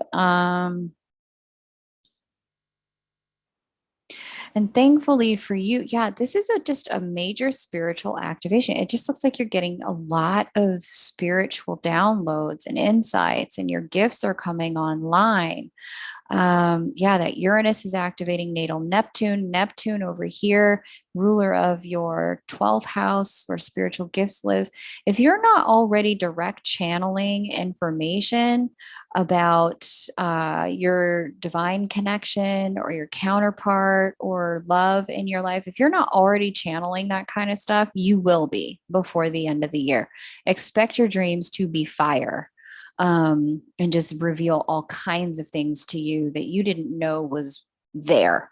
Expect your dreams to start making a lot of noise, like daydreams, or like when you're washing dishes or driving or in trance state, just information comes through and hits you. And nighttime dreams when you're sleeping and information comes through and things are revealed to you. Expect that this whole thing is like bringing stuff, bringing information to the surface, making you very spiritual, very creative, extraordinarily intuitive. Okay. I did see the Queen of Wands fall on the floor when I went to shuffle for you. So I'm going to shuffle again and get your 3 cards, Rosalina. But yeah, this is an extraordinarily spiritual and creative time for you, where you're just starting to step into and integrate with your spiritual self a lot more, and your intuitive self and your psychic senses and your capacity to see beyond the veil. After Rosalina, we're going to do Flower. So Flower, if you could go ahead and paste your information, paste your birth details and your question, that'd be great. Shuffling for Rosalina, help her understand the next 6 months. She wants to understand what the next 6 months look like for her. Help her understand that.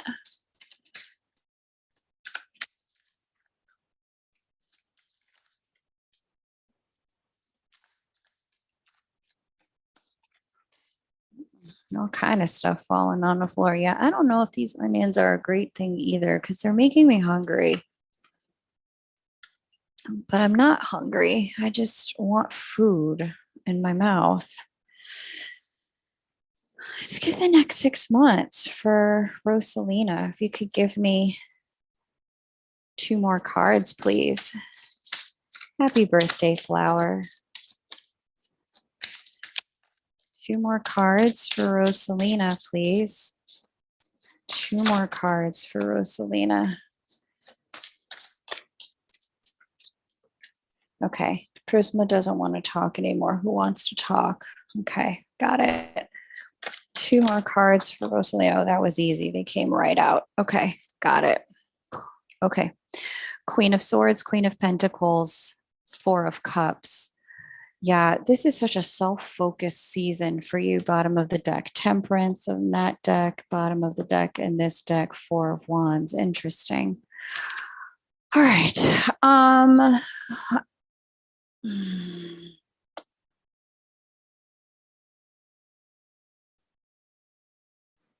Let me just see something with that Queen of Swords from Prisma, because I'm getting the sense that that Queen of Swords has a specific meaning that's unique.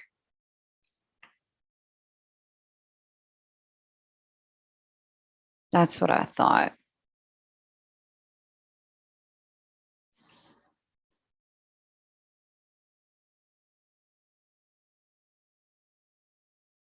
Yep, that's exactly what I thought this meant. Okay. So I'm seeing with the Queen of Swords from Prisma Visions, Queen of Pentacles from and Four of Cups. Both of those are from the Santa Muerte deck. This is talking about really getting to a place where, you're not letting two things. One, your emotions are not running away from you. And two, you're giving yourself the space to grieve what hasn't yet manifested while also being present with what is manifesting, allowing yourself to embrace what's currently manifesting, giving yourself permission to be with the manifestation in a way that gifts you with the fruits of this season, because there are some fruits of this season. The challenge I'm seeing that you're running into emotionally here is that what there is to manifest in this harvest, it's just not your favorite fruits or vegetables. You preferred some other fruits or vegetables. And in order to be with the gifts of this particular season, there's a little bit of inner child kind of like, not inner child as much as like kind of third dimensional self stuff that you have to let go of during this time. This inner self stuff is like, okay, if I'm going to do this, then I can't be a wild woman over here doing all this stuff. Like I cannot afford to wild out because I'm not getting what I want. I'm seeing you have to rein in the internal temper tantrum about the fact that there are certain things that you want that are not manifesting right now, but that there are other things that are manifesting. And if you're only willing to let go of all of the moodiness about not having the specific things, you can get the benefits of having what is here. Every season is not strawberry season, is essentially what this is saying. Strawberry season will come again, but this is the season where we get squash. We get certain other vegetables. We get tomatoes, not strawberries. So all of that to say, Queen of Swords. That's the first card in this spread. All of that to say, Rosalina, I think a part of you kind of knows this because this energy has been percolating for a while.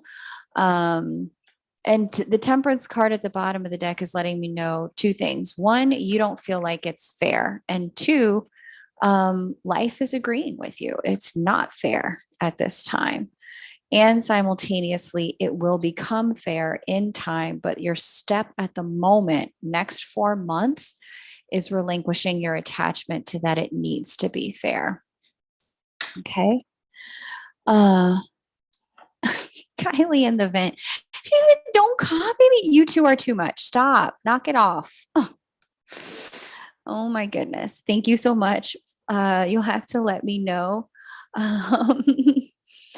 Let me know how that resonates for you, Rosalina. But that's what I'm seeing is that between now and the end of the year, the harvest that you're bringing in is excessive amounts of quantum spiritual leaps with your gifts. Everything else kind of comes after that. Okay. Thanks, Rosalina. See, goosebumps. You got that. You getting the messages. All right. Flower, it's your turn, beloved.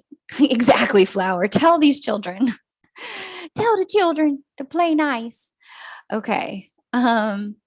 You guys are so sweet. I'm so grateful the two of you want to go ahead and be supportive in this way. Thank you so much for playing and for supporting each other and for supporting the people in the chat. We're going to take Flowers questions next. The event, I know this was a while ago, but mac and cheese does sound great. I'm glad the work is more entertaining for you.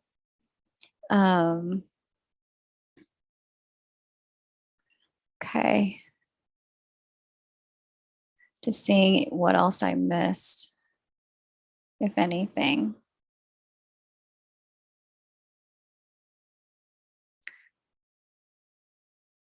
Ah, okay. Hey, Karen, thank you so much. Really appreciate it.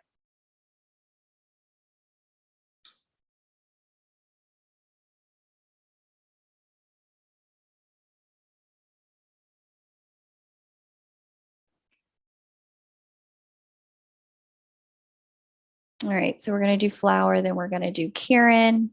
I'm just checking out what else is going on here. The event. Men don't have money in the same way they used to, hun. As much as, you know. And also, if you want to play that game with men, you got to be willing to do what women used to do back in the day. And I'm not interested in that role personally. So have fun. Okay. Flower, I need your birth details and your question. And then we're going to read for Karen. Karen, thanks so much. No problem, Karen.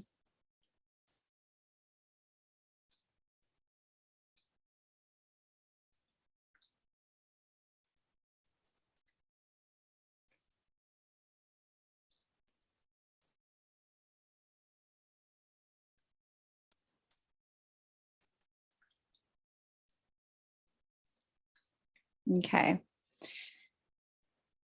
Kylie hung out with an Aries man yesterday. Ooh, was he a fireman? Literally, or was he just a fireman? um, okay. Oh, Flower, you already put it and I missed it. I forgot. I'm so sorry. Okay. Flower was born in Connecticut.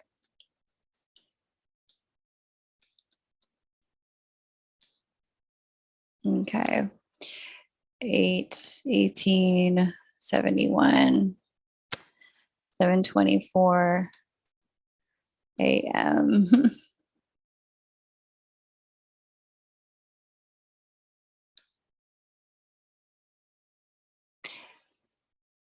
Okay. I want to know what you see happening in my chart through the end of the year. Totally understand.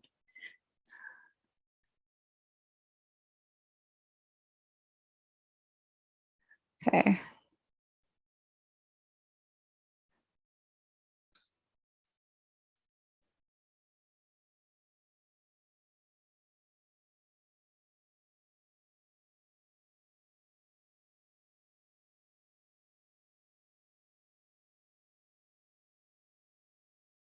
End of the year. Okay, Flower, let's get into it. So, um, the major news for you is Pluto opposing your sun. I would take a look at that inside of, you can Google it. I think that's going to be really interesting and significant. There's a closing up of a cycle for you around, it looks like a motherhood, families, home, significant women in your life.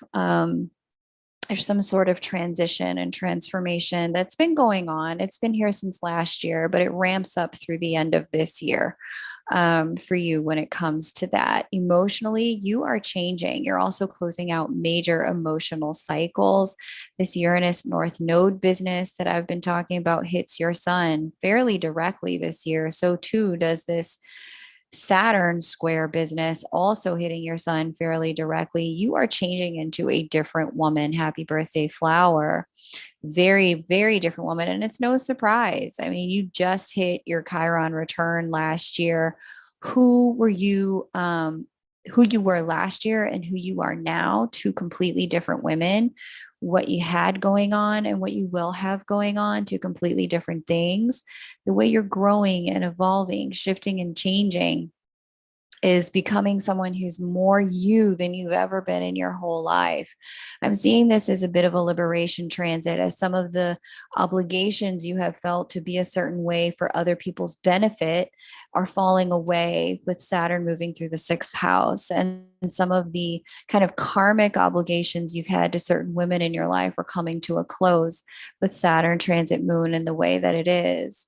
And some of your wounding that you've held on to around who you are as a person, in particular sexually, but also when it comes to relationally in general, if you're enough or not enough, like all of that, some of that's starting to come to a close too. You know how people, Flower, I'm sure you remembered hearing this on the other side of 30. You would hear older people in their wisdom years say, oh my God, I got so free by the time I was in my 40s and 50s. Like I just ended up feeling like I was just more myself. I just stopped caring as much. Flower, that's what's about to go down for you between now and the end of the year. It's a major energy of just letting go of that which kept you attached to the world, but not fully participating in the world. Letting go of some of those ideas, those constructs about yourself, about other people, relinquishing all of these things so that you can be free to be yourself. Major integration and liberation transit of your selfhood. So it's very exciting to see. I like this. I like this a lot. This is a becoming transit. I'm also seeing here next year, the first 3 months. I don't know what you're doing with your sex life, but if you want it, girl, you could have it. It does look like you can get it. There is a level of sexual liberation and freedom coming in for you through this transit. And I am also seeing perhaps a level of psychic and intuitive gifts coming online. It looks to be a bit stressful. It seems to come with information you'd rather not know, rather not see, rather not hear.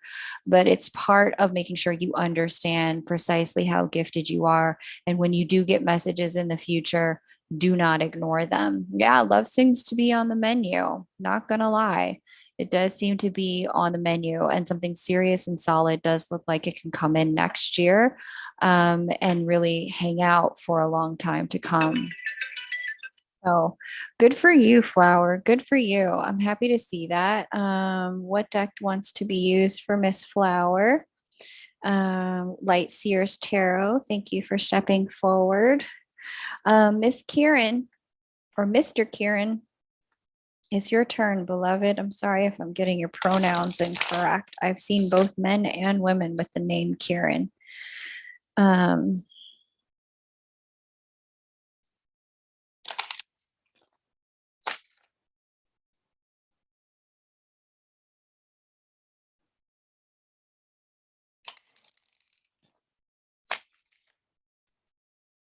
It is Ms. Thank you so much for letting me know you're preferred. Go ahead and paste your birth details and your question. We are shuffling for Flower. Flower wants to know what's coming up between now and the end of the year. Can you give Flower some illumination about her path between now and the end of the year? What's coming up for Flower?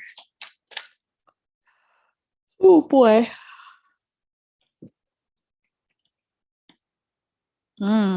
I like that. As the first energy out, what? Thank God. Dog days are freaking over. Okay. Okay. This does look to seem to be talking a lot about a work transit or work season coming up for you. 10 of Swords reverse plus Temperance came out with their own clarifier there. So the 10 of Swords reverse lets me know that you're wrapping up and ending and completing a cycle that was extraordinarily painful for you. Temperance is letting me know you have been in the process of forgiving. You are working forgiveness in a major way. Flower, I think you told me, oh yeah, forgiveness is in your name. Girl, I remember your story. I would like to ask you, Flower, if you would be willing to share in the chat how you forgave. You don't have to recap your whole story unless you want to, but we've been talking about forgiveness a lot tonight. And it would be really good to know, anyone who's really gotten liberation from pain and heartbreak when it comes to having been through something really difficult emotionally, if you'd be willing to share how you got through, like how, not just how you got through it, but specifically how you forgave, how you came to be in a place where you could still have connection without holding on. That would be amazing if you'd be willing to share that. So I see that you've done it. Like the Ten of Swords reverse, Temperance upright lets me know you worked with spirit to create forgiveness. Love is on the horizon, but it's not here yet. Two of Cups reversed, Nine of Cups reversed. Two of Cups is our love card of the deck. Nine of Cups is our wish fulfillment card. They're here, but they're reversed. So it's not time yet, but it is here. Final card in the spread, Eight of Pentacles, is letting me know you're working toward it. You're headed in the right direction. There are some things that you need to work on. Bottom of the deck is Six of Swords reversed. Baby, I think there might be somebody from your past who decides to come knocking with that Six of Swords reversed and invite you into the potential for revisitation. With the Eight of Pentacles from the Light Seers Tarot, it talks about work, but work in seasons, work in spurts, work in cycles. There's moon phases to this with the Eight of Pentacles in this deck. And there's these moon phases that are moving in this way that's revealing that there is kind of like a pattern or a cycle that's coming forward at this time, and not necessarily a bad thing, but just a pattern that's coming forward as evidence of how much work you've done. Doesn't surprise me, especially with the Mars retrograde coming at the tail end of the year in your 10th house of career. Does not surprise me that you would end up having kind of a revisitation in some circumstances, perhaps with a person or some conversations show up. Love on the agenda, but not yet. And it looks like there's just a little bit more work to do. Okay. Charles pan fried chicken. I don't know anything about that life, but you are tempting me to Google. Tempting me to Google.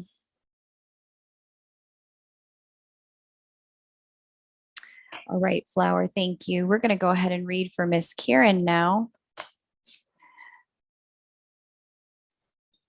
Yeah, and it's no wonder, Flower. I did see as I was shuffling, fell on the floor. It was the Knight of Wands, and we know that that knight can kind of come in hot and go out quick. It's going to be exciting, Flower. I agree. All right, Kieran, born in Rajasthan. Dang. Okay, so my software does not have Rajasthan. I'm going to need you to tell me a country name that might be close to it, or if it had a different name in the past. I need you to give me the historical name for Rajasthan, or if it has a new name now, I need you to give me the new name if it's changed names in the last 20 years. All right, Kieran, 3/30, 1985, 9:08 p.m. Awesome. So much fun hanging out with you guys. Thanks for being here and letting me read for you.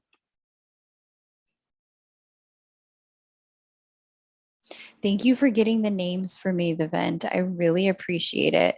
Okay, Karen wants to know about the next 6 months. Tired of walking the dog.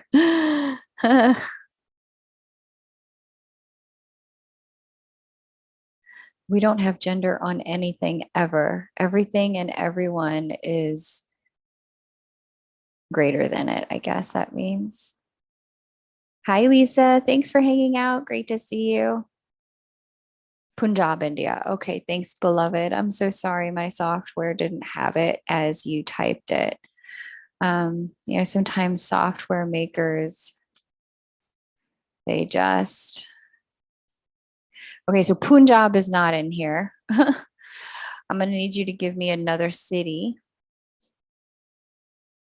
Okay, let me just take some notes. The vent, Pan, Charles Pan Fried Chicken. Let's just take some notes.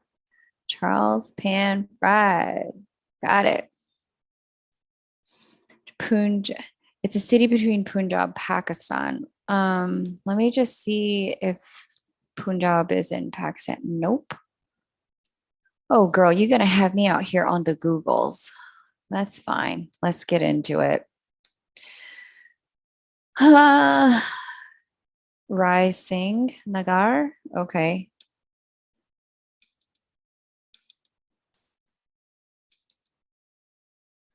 Rai. Let's just see what goes on here. Right. Okay. Yes. Okay. Woo. Okay. 9:08 p.m. Let me make sure the other details are right. You take a look too. It does look like 9:08 p.m. 1985, March 30th. Okay. We're going to get into it. You want to know about the next 6 months? Let's talk about it, beloved.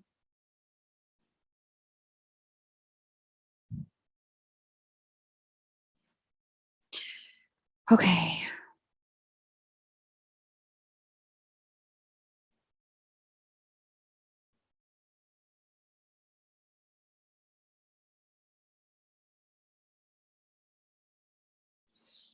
All right, Kieran, next 6 months. So what did you do to like how did you actually do it, Flower? Because sometimes we can think we forgive, and then the truth is we're just saying we forgave, but we're still pissed. So how did you actually do it? What's interesting, Kieran, about the next 6 months for you with Jupiter crossing over your sun is this is a homecoming season for you where you're going to get the ability to be yourself in every freaking way that being yourself is possible and plausible. You're going to stop the vent. Get out the chat with that. Erase that. The Jupiter transit sun transit, it brings you into an expansion of yourself. It brings you greater visibility. It brings you to a place where you have the potential and the opportunity to be yourself, feel like yourself, share yourself. And it also brings a lot of spotlight to you because the sun is the ruler of your 10th house of career, Kieran. This is going to open your career pathway up like crazy. It's going to make you visible. Like I see promotion, I see visibility. If you've got your own business, I see an elevation of your status. I see all kinds of clients starting to come out of nowhere. I see, you're in it. There's just a lot going on. I also see your life path changing, Kieran, with Uranus conjunct your natal north node in a nodal return year for you. Your life path is changing in terms of your understanding of love because you've got Uranus in the seventh house of committed partnership. And this is really going to facilitate either love coming in or something about love changing for you. If you've been married, you may get divorced. If you're single, you may get married. If you've only dated women, you may start to date men. If you've only dated men, you may start to date women. Like there's something in this that's a reversal or an about face. And so this flower, be specific. With Uranus conjunct your North Node like this, you're closing out a chapter in your lessons when it comes to partnership and your lifelong lesson when it comes to partnership, Kieran, is to learn how to value yourself in relationships. And it looks like you've gotten to a place in the world of connection where you are being shown like, okay, relationally, I can't operate the way I used to. I have to operate on a different level. And you're going to get rewards for closing out this chapter in this new chapter, for closing out that lesson in the new chapter. I'm seeing you're in a season of love. That season of love started in May for you. It goes for 4 whole years. You won't be for very long, Kieran. So I want you to start putting yourself out there, hun. I want you to start sharing who you are with people. I want you to start being honest about what you want with people, being visible, not hiding when you're on dates, not hiding when you're connecting with people. Start being transparent on your dating profile. If you're doing online dating, if you're marriage minded, own it. Let people know this is what I'm looking for. All of this is going to support and facilitate your ability to call that love in. Like I said, you're in a 4-year love transit. And the most potent parts of this are this year, the remaining 4 months, next year, and the following, the next 3. I'm really excited for you, Karen, because this looks to be a period of time where it's like, when they say, they have that saying, when it rains, it pours. This looks to be a period of time where, yeah, like all things are coming up Kieran. It is the Kieran show, and the Kieran show is the most popular show on earth right now, hon. I wish I had this transit going down. This looks incredibly amazing. Incredibly amazing. I love this for you. Get to it, mommy. Enjoy that new job and start dating because, hun, I'm telling you, you're the name that everyone's going to remember after the first date. Thank you, Kieran. Let's go ahead and get into Kieran's cards about the next 6 months. Okay, I'll be doing that. Good. Good. I'm glad to hear it. Welcome. Leary, Richard, George, welcome. I'm going to go ahead and shuffle for Kieran. I know a lady with 5 kids. After she was done with her kids, she said, well, now I'm gay as a girlfriend. Right on. Sometimes it goes like that. It's, people's sexuality can change in lives. Sometimes people change, at a specific time or a specific season, people's sexuality can change. We're not fixed. We're all sexually fluid being, and what we're attracted to now, it doesn't have to be what we're attracted to later. Everyone doesn't have just one type. And if you think about your own fantasies and your sexuality from the time your sexuality started to really come online, the reality is what turned you on when you were 10 years ago is not always what turns you on now. You're interested in different things. You're called to different things, drawn to different things. So, that's what there is to know about this. All right. So shuffling for Kieran's next 6 months. What's opening up for Kieran? I'm hearing to flip that. Okay. What's coming up for Kieran in the next 6 months? I'm hearing to use that way. Okay, so it's the first card. Thank you.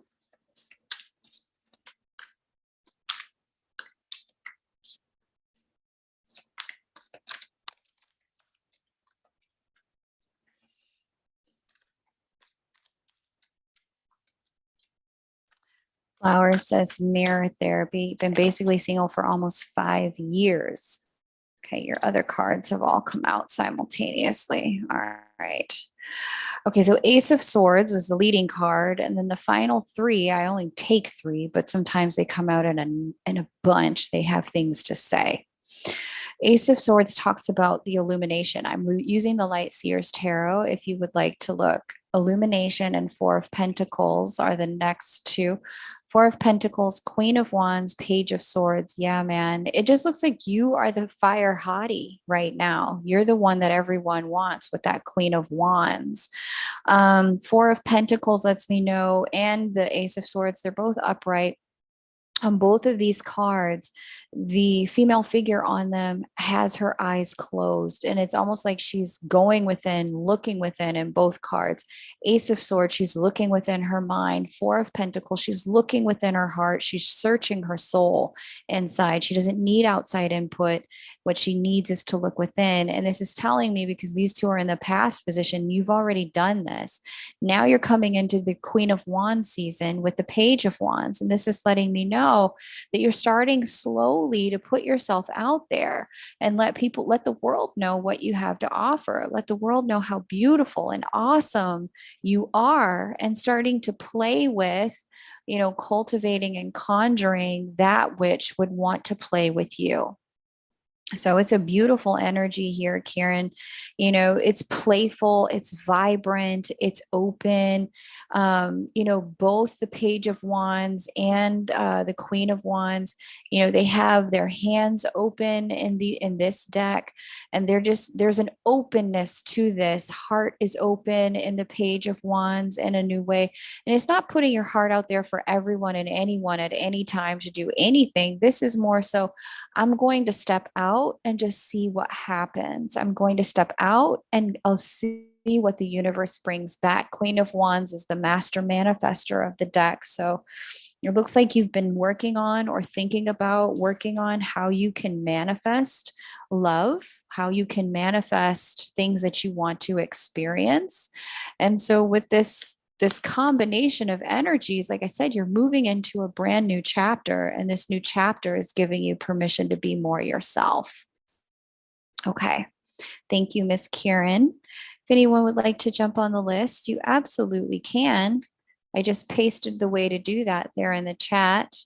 You would be next. Let me just catch up in the chat. In the event, I'm going to go ahead and do a reading for you. If you would paste your question and the birth details you want me to look at, that would be fantastic. Okay. If you know the snitch's birthday, maybe we can look at the snitch, and we can get some intel about why she is the way she is.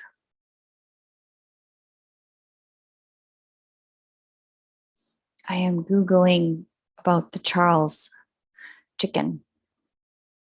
I love that too for you, Karen. You're welcome.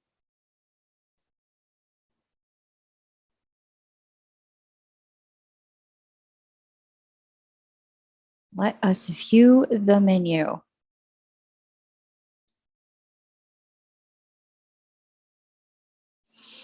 Oh boy, this looks incredible. I want it now. Oh my goodness.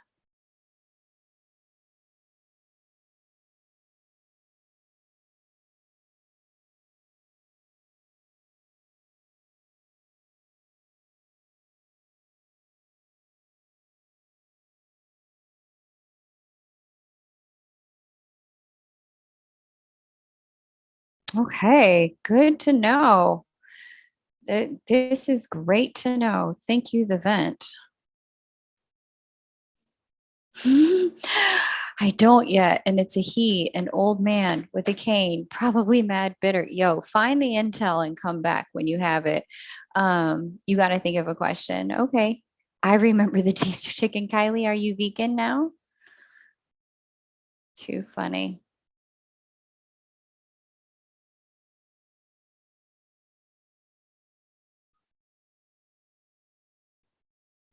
We will come back to you, beloved. No problem. Hey, Fiona, welcome. I think I saw Fiona's name. Hey, Ilana Mortimer, Miss K, do you remember my chart? I do not remember your chart, Miss Ilana. But if you want me to have a look, I certainly will.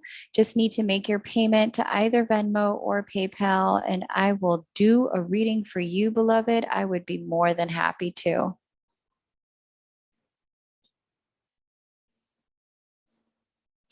Vegetarian is cool. I'd be happy to do that for you, Miss Alana. Karen's been single. She's had some flings, but she's single.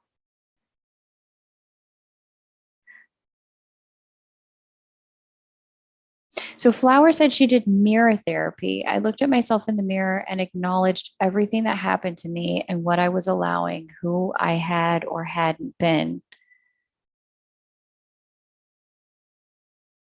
And she said she stopped putting everyone that hurt her in a suite of their sin for all to see. Wow. Okay. It's powerful. It wasn't until I took responsibility for what I accepted happening to me and forgave myself for allowing it, then I was able to forgive. Dang, Flower, that's really powerful. Really, really powerful. The vent and Kylie, would you do me a favor? I know Flower said, hey, Fiona. Um, Hawk Intuition, great to see you. Welcome. Welcome, welcome. I know when Flower comes back, because I know Flower said she had to charge her phone. When she comes back, will you ask her to reach out to me? Because I want to do a series on forgiveness. And I think Flower's share would be really helpful for a lot of people if she's open to sharing the stuffs. Okay. Miss the Vince, Staten Island.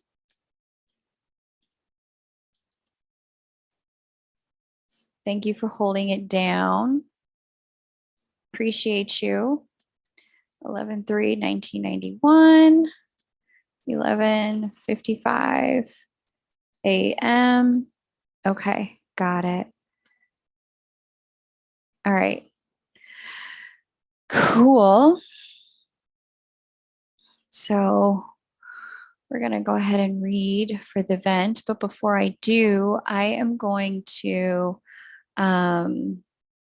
share this with the collective on my main YouTube channel. Let me find the link.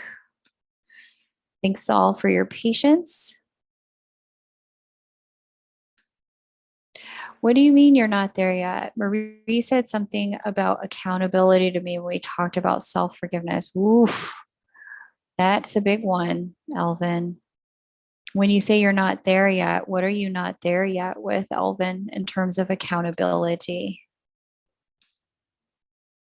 Where are you not yet? And I get it. It takes some time. It can take some time to get into that place where you are like, okay, I own all of it. I own 100% of it as an adult. You know, as a child, you can't own 100% of it because there's too many other people who have control over your life. But as an adult, you can own 100% of it.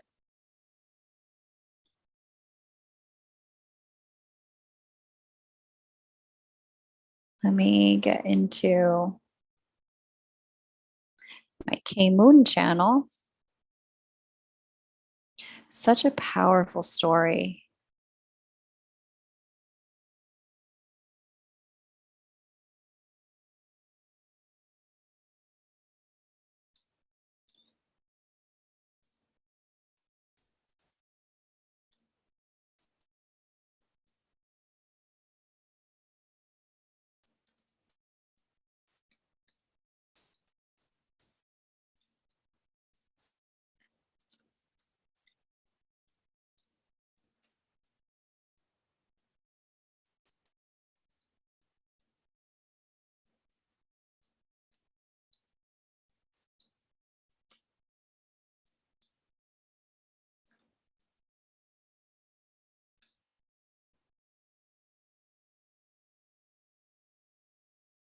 Okay. Let me come back into the chat now.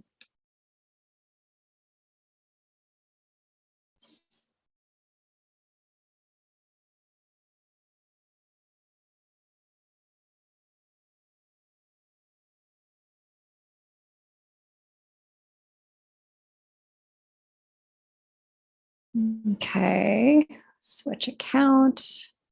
Okay, move live. There we go. Awesome. All right, the vent. Let's see what's happening. Alana, it will break you open and sicken you and free you. Who's a clone of K Moon? I don't have any clones. I think I'll be okay next year after doing all my PDS. Oh my goodness. That is a powerful share, right, Fiona?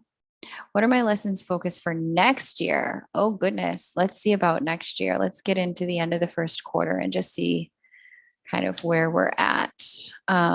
Display transits 2023. And Miss Kylie, if you would be so kind as to queue up a question for me, I'm going to hook you up next. I'm going to read for you after I read for the vent. Oh, let me share a screen. I was not sharing the screen. Okay, So when we get into next year, we have Saturn hitting Pisces, and I'm seeing that next year you're going to enter a season where financially you really need to focus on what you're doing with your money and be really thoughtful about what's getting earned and what's getting spent. And there's also going to be a season of really dealing with some self esteem and self worth issues that may have been haunting you, but ever since you kind of got into your Saturn return last year, have been in your face more than a little bit. In terms of stuff going on. So I'm seeing here that this transit as Saturn gets into Pisces is opening you up to some self worth stuff. There's some stuff I'm seeing you're going to have to deal with in the world of boundaries next year when it comes to love and money, for sure. But also when it comes to the way you work with people at work. And the way that you deal with your goals and dreams. I'm seeing this is a transit and a period of time and a season as Saturn opposes Jupiter, Jupiter ruler of the 11th house of wish fulfillment, 8th house letting go and endings, Saturn restrictions and boundaries. I'm seeing this is a period of time where you're going to have to get into picking and choosing what you do. You can have it all, mommy, but lobster, champagne, crab cakes, strawberries, and brownies don't taste good when you put them all in your mouth at the same exact time. This is a season where you're going to have to get more prudent about the way you're utilizing your resources of time, money, and energy. Everyone and everything cannot have some of your time, money, and energy. And you're going to have to learn how to say no to things that you kind of want in order to say yes to things that you really want in the next season. All of this energy is going to amplify next year, in part because I see Uranus here crossing over into your fourth house. This is telling me that if you haven't already, you're about to move. You may even move a second time if you've moved this year, but I see a relocation on deck for you and some more transformation in the world of career. Things seem to settle out as you get into the tail end of next year. Let's just kind of see where third quarter is and ends. Things totally mellow out, but I see you getting like your dream place or like relocating back to somewhere where you used to live. As we get into next year. It wouldn't surprise me based on what I'm seeing here if you relocate yourself a little bit closer to your counterpart. I know you're like, this bitch just lost her mind. I know she didn't say them words. I said them. I do see it. It seems like it's something that's kind of a natural progression of the growth that you're doing and growth that the two of you are doing. I'm seeing here that you get into a place where you're starting to feel more comfortable with proximity and things just begin to open up that makes sense for you to be in proximity and see what happens. So that's definitely a potential impossibility as we get into the tail end of next year, where it's like looks like there's some conversations perchance on the table about this, especially as you keep doing your PDS stuff and you keep growing in that regard and trying new things out in the world of communication. I'm also seeing here that wherever it is you relocate or move, it does look like you move into your dream home, hon. This is like mastery and magic manifestation here in Taurus, and it is in your fourth house of home, family. It looks like there's some spontaneous healing that goes on for you in the world of family as Jupiter hits Uranus at that 22nd degrees. That's a once in 12-year kind of thing, once in 10-year kind of thing. We just see who that aspects your natal Pluto. So that's power. Your career house goes really well. It's like you get your dream job and you also get to work from home. This energy also hits your natal Venus. Venus is the ruler of, home. It looks like something opens up for you in terms of home and family and where you live. And you just, I don't know, you're going to have to send pictures when you get there because it looks freaking magical. And it also looks like your ninth house of transformation, sorry, not transformation, but potential gets activated. And you get the opportunity to step into something that previously was inaccessible to you.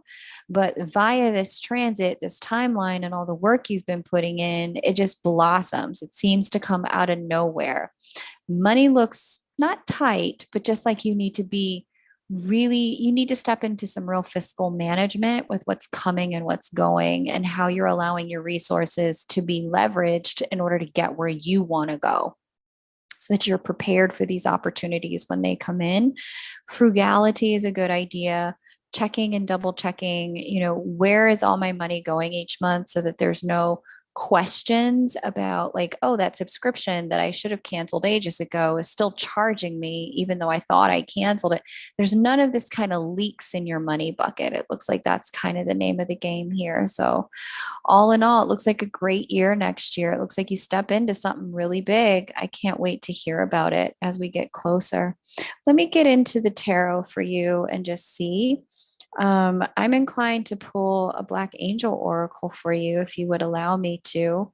I want to have a look and give you some information about the major theme of next year and your light and shadow. Kylie, if you would go ahead and post your question, that would be great. And if anyone wants to join the list, you definitely can.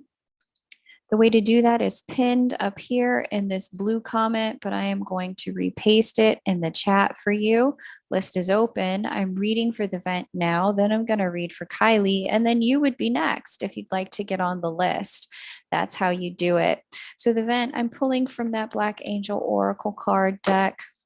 What is the vent's major shadow and light theme for 2023? What is her major shadow and light theme for 2023? What's her major shadow and light theme for 2023?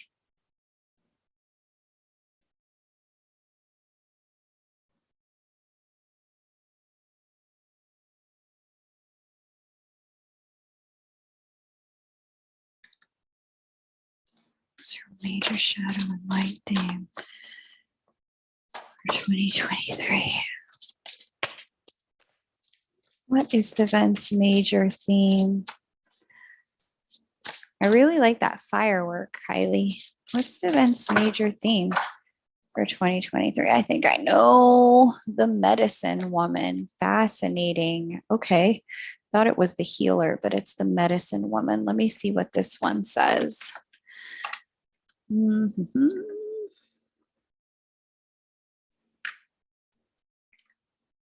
The medicine woman, you are flowing with what's natural to you. Waking path, attuned to nature. Sleeping path, controlling. All praises to the medicine woman. You can take something powerfully wrong and make it powerfully right with your understanding of nature. As a medicine woman, your divine work in knowing and providing natural cures for all that ails the soul has been known for centuries. We are often at your feet in soul pain, but you come to us in your glory, not with mercy or self pity, but with genuine compassion. To you, everything on earth can be used in healing. On your waking path, your soul is in sync with nature. You feel completely comfortable with what you are doing and where you are. As a medicine woman, you have knowledge of how to use what is around you. So be the herbalist. You know that when the soul is attuned to nature or in harmony with the environment, it's a soul that is well. Crystal, the world, people all around you rely heavily on your knowledge of how to cope in the world around us.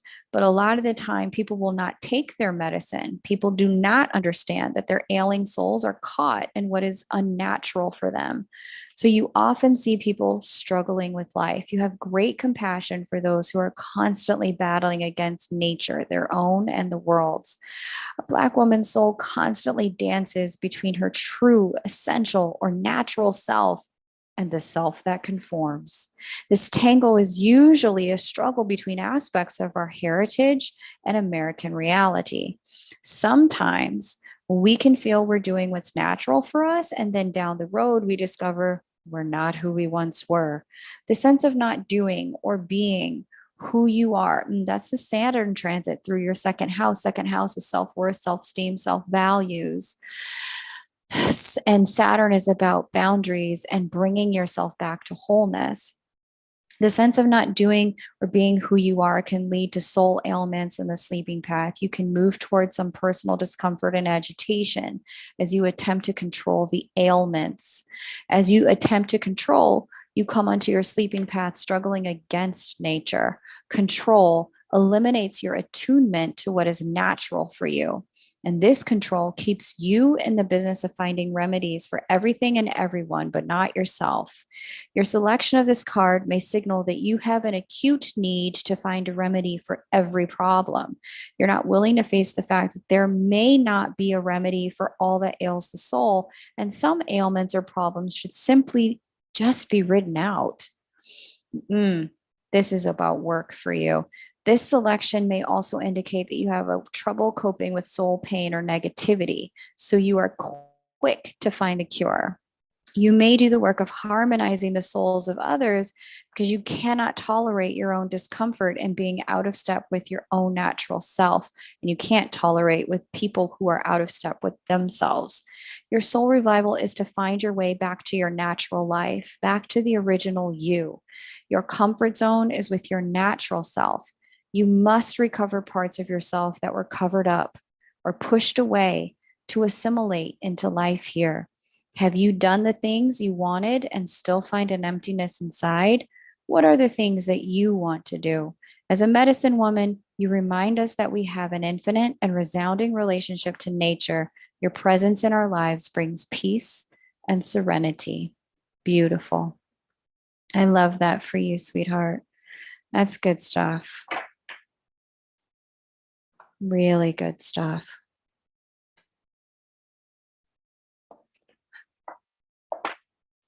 Okay, let's get into Kylie's question.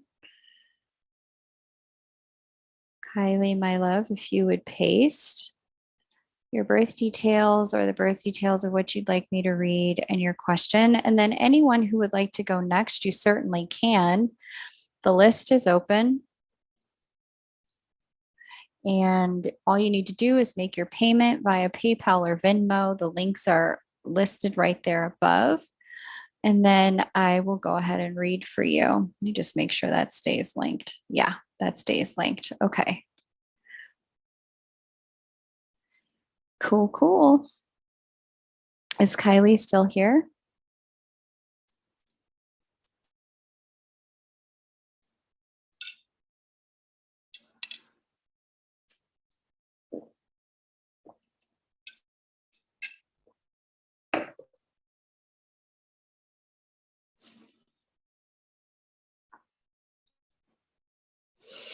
And then if anyone wants to get one, they can certainly book.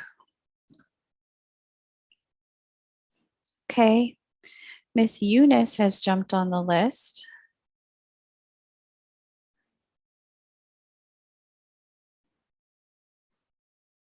Thank you, Eunice. Great to have you. Looking forward to reading for you. Let me refresh just to see, make sure, because my chat kind of froze and sometimes I miss things. Oh, yeah. Okay. Phew. I had to refresh. I remembered that thing from last time. Kylie, that one time you messaged me, you're like, it's frozen. Okay, cool. We're on the page now. My life coach course is into it. Good. I'm so glad you're taking that course. I saw her launch it.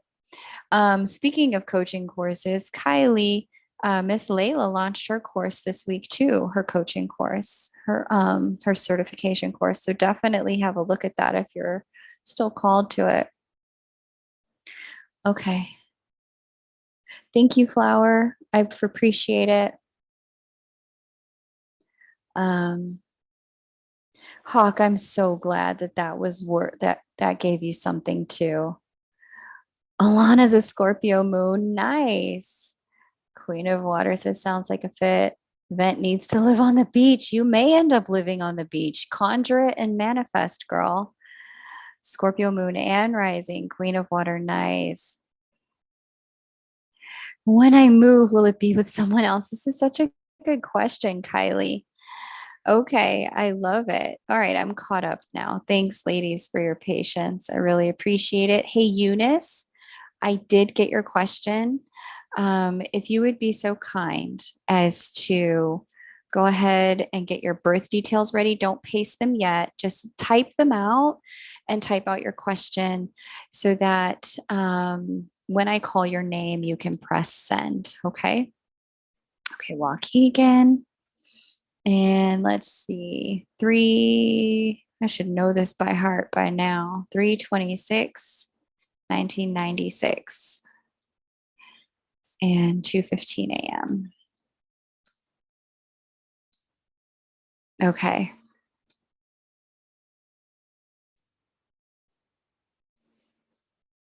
Okay, so Kylie wants to know about when she's moving and if it's with another human. This is a fascinating question.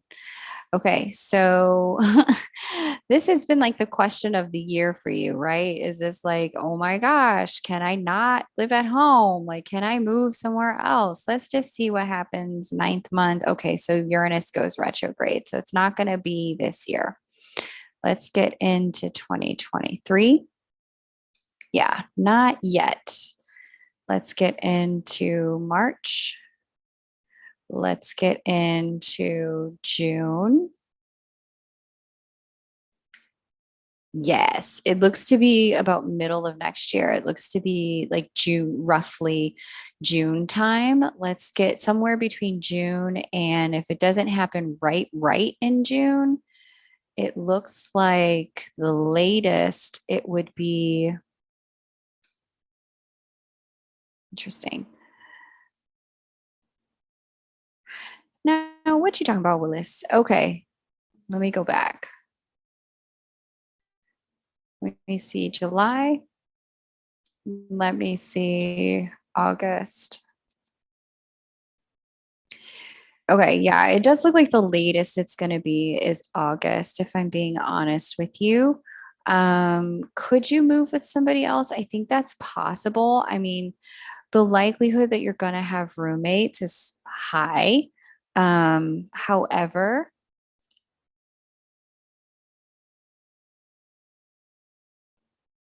and the reason I say that, just so you understand why I'm saying that, is because it looks like similar financial circumstances for you as there are for the vent. We've got Saturn rolling through your second house of earned income, creating a bit of financial constriction.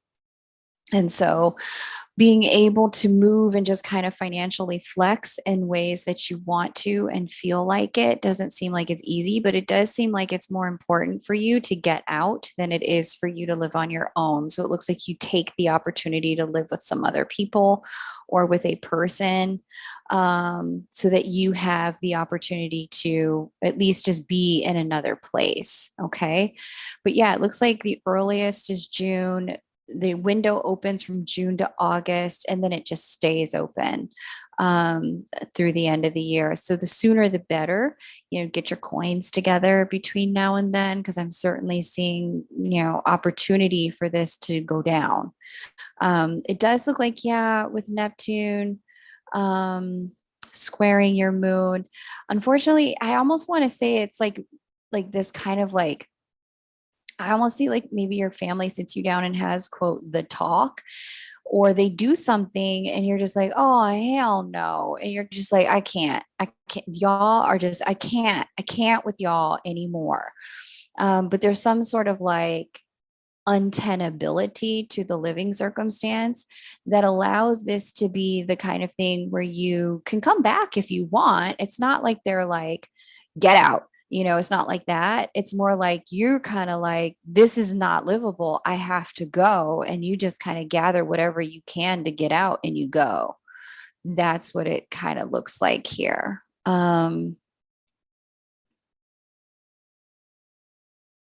Just seeing if there's anything else major. Yeah, it just looks like you feel like compelled, especially as Pluto starts to get closer and closer to the first degrees of Aries. There's some kind of internal and innate push where you're like, I can't breathe here almost. Like I can't be myself here. I can't, like my wings don't fit in this cage anymore. And you are just like, gotta go, bye. You may even leave like some of your stuff there and then stay there once in a while on the weekends. And then, but the rest of the week, you are, quote, elsewhere. Now, what's fun about this for you, Miss Kylie, as Uranus hits that Venus, Jupiter is on approach to that Venus. Hun, have you considered, well, no, none of my business. Let me put it this way. If you have not considered dating people of the same sex, I see the opportunity may come up next year. That there's something in the world of sexuality and intimacy that fundamentally shifts for you, where you start to get curious and explore some things that previously felt like completely closed doors to you. Okay. I'm seeing that go on next year. And it kind of coincides with this relocation thing.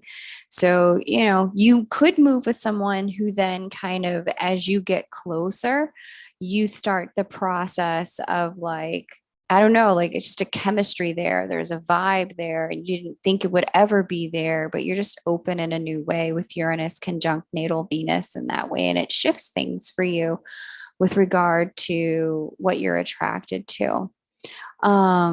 It could be with your man friend, but I see more like a roommate kind of thing. Um, Perhaps it could be with him though. I'm not going to say no. I'm not going to rule it out. I do see love on the horizon, and you may actually move in with a love interest with Jupiter hitting your natal Venus. That possibility is certainly there. Okay. Let me go ahead and pull some tarot for you. I don't know why. Let me see. Actually, I always do that. Let's try that a different way. I'm not sure why, but I am not.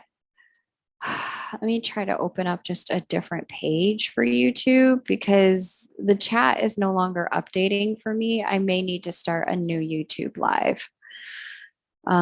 If I do, you guys meet me in the next location. Okay.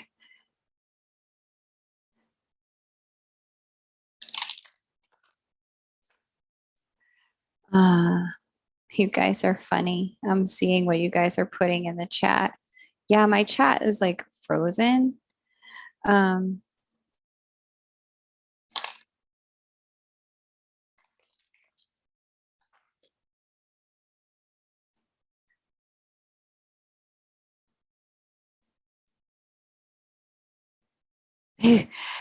I've been told to get the fuck out.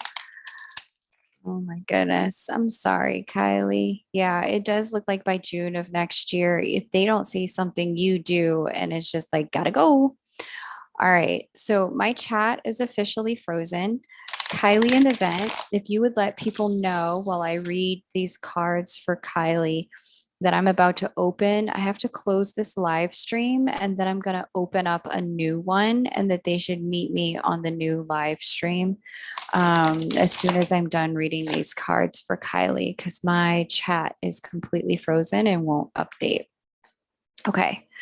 So here we go, shuffling for Kylie. What intel can you provide Kylie about her relocation, her move?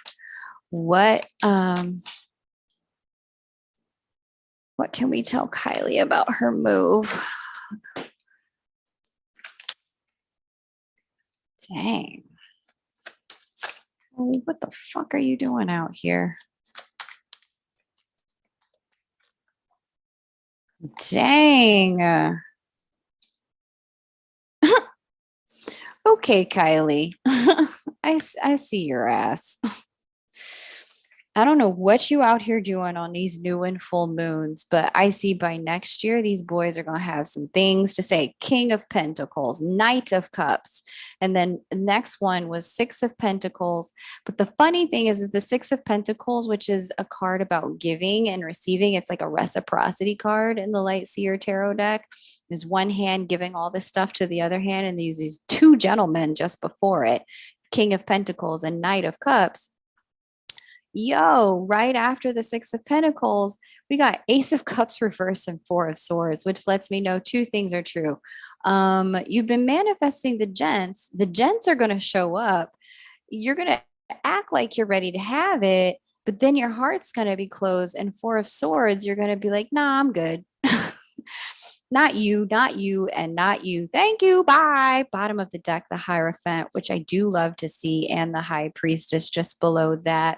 These two major arcanas are letting me know that your manifestations are working, but you need to get more focused about what you're trying to manifest specifically and start to really think more, be a bit more thoughtful and congruent with what your soul needs, just not what's going to be pleasing to your ego.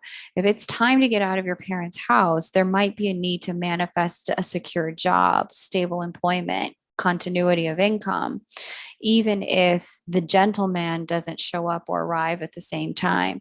But I don't know what you've been doing. It does look, in terms of manifestation, the sugar daddies seem to arrive. It just seems like the minute they get here, you're like, "Ooh, no thanks. That's not what I wanted. I wanted love." So there's going to be a real need for you to get more concrete and more focused in your manifestations. But that was a spread. I'd never seen anything like that. Hilarious. Shut up, the vent. We're not toxic. What do you mean? What do you mean toxic? Kylie's gonna manifest a sugar mama. Let me calm down. He's still like, he's got a side chick. Yes, I like Carmen's answer. There's gonna be a woman. I think that's you're just gonna. It's gonna be a shock to you. It's gonna come a little bit out of nowhere. You're gonna be a little bit like, oh, okay. All right, I'm closing this live stream and then I'm going to open another one.